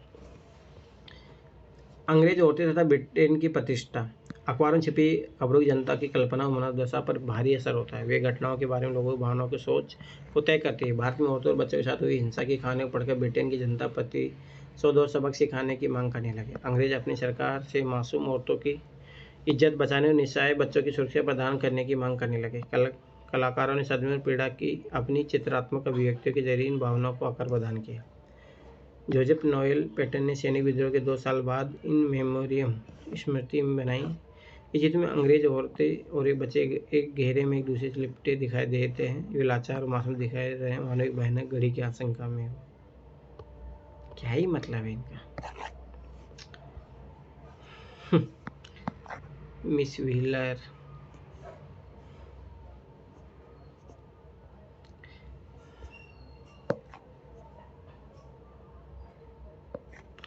छोड़ो। वे अपनी बेइज्जती, हिंसा और मृत्यु का इंतजार कर रहे हैं। इन मेमोरी में भीषण हिंसा नहीं दिखती, इसकी तरफ सिर्फ एक इशारा है। दर्शक कल्पना को झंझोड़ती है और उसमें गुस्से और बेचैनी भाव पैदा करती है। इसमें विद्रोह की हिंसा को बर्बर बताया गया। हालांकि वे चित्र में अदृश्य पृष्ठभूमि आप ब्रिटिश टुकड़े के रक्षक के तौर पर आप आगे बढ़ते देख सकते हैं।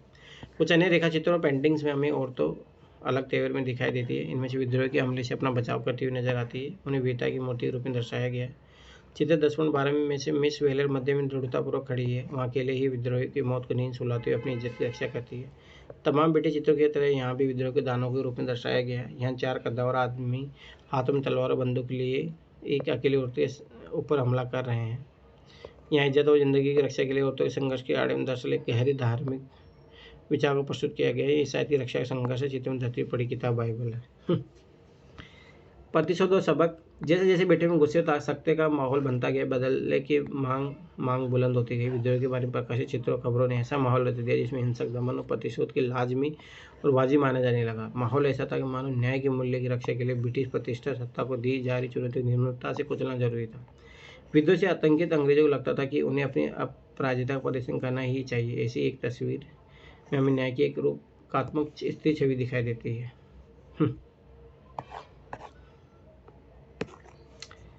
जिसके हाथ में तलवार दूसरे हाथ में ढाल है, अपनी मुद्रा आक्रामक के चेहरे पर भयानक गुस्सा और बदला लेने की तड़प दिखाई देते हुए सिपाहियों को अपने पैरों तले कुचल रही है, जबकि बातें औरतों और बच्चों को भीड़ वहीं से काँप रही है। उनके अलावा ब्रिटिश प्रेस में असंख्य दूसरी तस्वीरें और कार्टून थे जो निर्मम दमन अंतिम हिंसक प्रतिशोध की जरूरत दे रहे थे। सोचो ये सब है, क्या ही करोगे। यह मृत्युदंड का एक दृश्य एक नाटक के रंगमंच जैसे दिखाई देता है। निर्मम सत्याग्रह नाट्यमंच से पूरे दृश्य पर वर्दियों में सजे घुड़सवार सैनिक और सिपाही हावी दिखाई देते हैं। उन्हें अपने साथी की मृत्यु का दृश्य देखना और विद्रोह के भयानक परिणामों को महसूस करना है।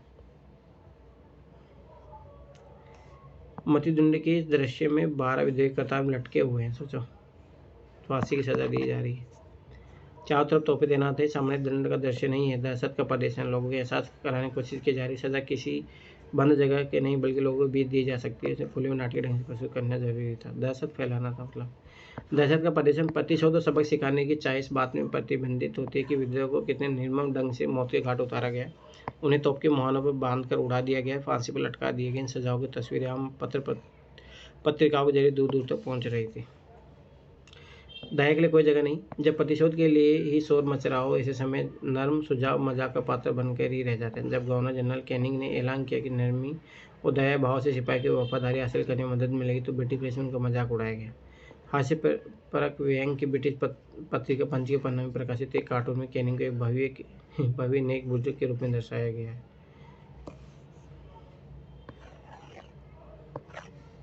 छोड़ो, कोई मतलब नहीं। और हाथ एक सिपाही के सिर पर है जो अभी भी नंगी तलवार और कटार लिए हुए हैं। दोनों से खून टपक रहा है। यह एक ऐसी छवि जो समय की बहुत सारी ब्रिटिश तस्वीरों में बार बार सामने आती है। राष्ट्रवादी दृश्य कल्पना। 20वीं सदी में राष्ट्रवादी आंदोलन को 1857 की घटनाक्रम से प्रेरणा मिली रही थी। इसी विद्रोह के इर्द गिर्द राष्ट्रवादी कल्पना के विस्तृत दृश्य जगत बुन दिया गया था। इसको पतन स्वतंत्र संग्राम के रूप में याद किया जाता था, जिसमें देश के हर तबके के लोगों ने साम्राज्यवादी शासन के खिलाफ मिलकर लड़ाई लड़ी थी। इतिहास लेखन की तरह कला और साहित्य ने भी 1857 की स्मृति को जीवित रखने में योगदान दिया। विद्रोह के नेताओं को ऐसे नायकों के रूप में पेश किया जाता था जो देश की रण स्थल की तरफ ले जा रहे थे। उन्हीं लोगों को दमनकारी साम्राज्यवादी शासन के खिलाफ उत्तेजित करते चित्रित किया जाता था।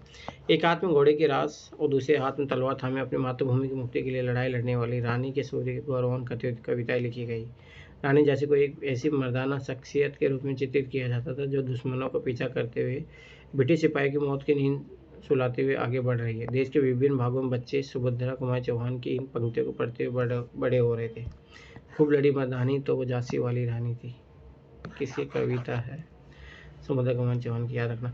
लोक छवियों में रानी लक्ष्मीबाई को प्रायः फौजी पोशाक में घोड़े पर सवार हुए एक हाथ में तलवार लेकर दिखाया गया है। अन्य विदेशी शासन के दृढ़ प्रतिरोध का प्रतीक है। इन तस्वीरों को पता चलता है कि उन्हें बनाने वाले चित्रकार इन घटनाओं को कैसे देखते थे, उन्हें एहसास क्या था और वे क्या कहना चाहते थे। इन चित्रों और कार्टून के माध्यम से हम उस जनता के बारे में जान सकते हैं जो उन चित्रों की तारीफ या आलोचना करती थी, उनकी नकलों को खरीद कर घरों में सजाती थी। ये तस्वीरें केवल अपने समय की भावनाओं और एहसासों को ही प्रतिबिंबित नहीं कर रही थी, उन्हें संवेदनाओं को भी शक्ल दी। ब्रिटेन में छप रहे चित्र उत्तेजित वहाँ की जनता विद्रोही को भयानक बर्बरता के साथ कुचल डालने के लिए आवाज़ उठा रही थी। दूसरी तरफ भारतीय राष्ट्रवादी चित्र हमारी राष्ट्रवादी कल्पना को निर्धारित करने में मदद कर रहे थे। ठीक है, ये देखो 1801 में अवध में वैली जी द्वारा सहायक संधि लागू की गई। 1856 में नवाब वाजिद अली साहब गद्दी से हटाया गया और अवध का अधिग्रहण किया गया। 1857 में अंग्रेज द्वारा अवध में एक मुफ्त लगान बंदोबस्त लागू किया गया। 1857 10 मई में क्या हुआ? मेरठ में सैनिक विद्रोह। 11 से 12 मई को दिल्ली रक्षक सेना में विद्रोह। बहादुर शाह सांकेतिक नेतृत्व संकेत करते हुए। 20 से 27 में अलीगढ़, इटावा, मैनपुरी और एटा में सिपाही विद्रोह। 23 मई को लखनऊ में विद्रोह। मई जून सैनिक विद्रोह एक व्यापक जन विद्रोह में बदल जाता है। 30 जून को चिन्हाट के युद्ध में अंग्रेजों की हार ही याद रखना। 25 सितंबर हेवलॉक और ऑटो के नेतृत्व में अंग्रेजी टुकड़ी लखनऊ रेजिडेंसी दाखिल होती है। 1858 जून गांधी की झांसी में मृत्यु। जुलाई में शाहमल की मृत्यु हुई। विद्रोही के चेहरे का मतलब नहीं।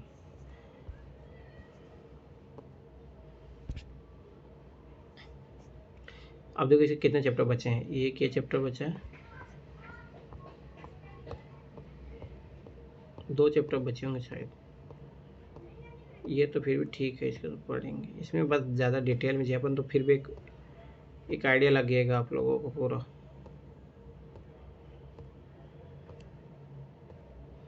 पूरा इसमें आखिरी तक है।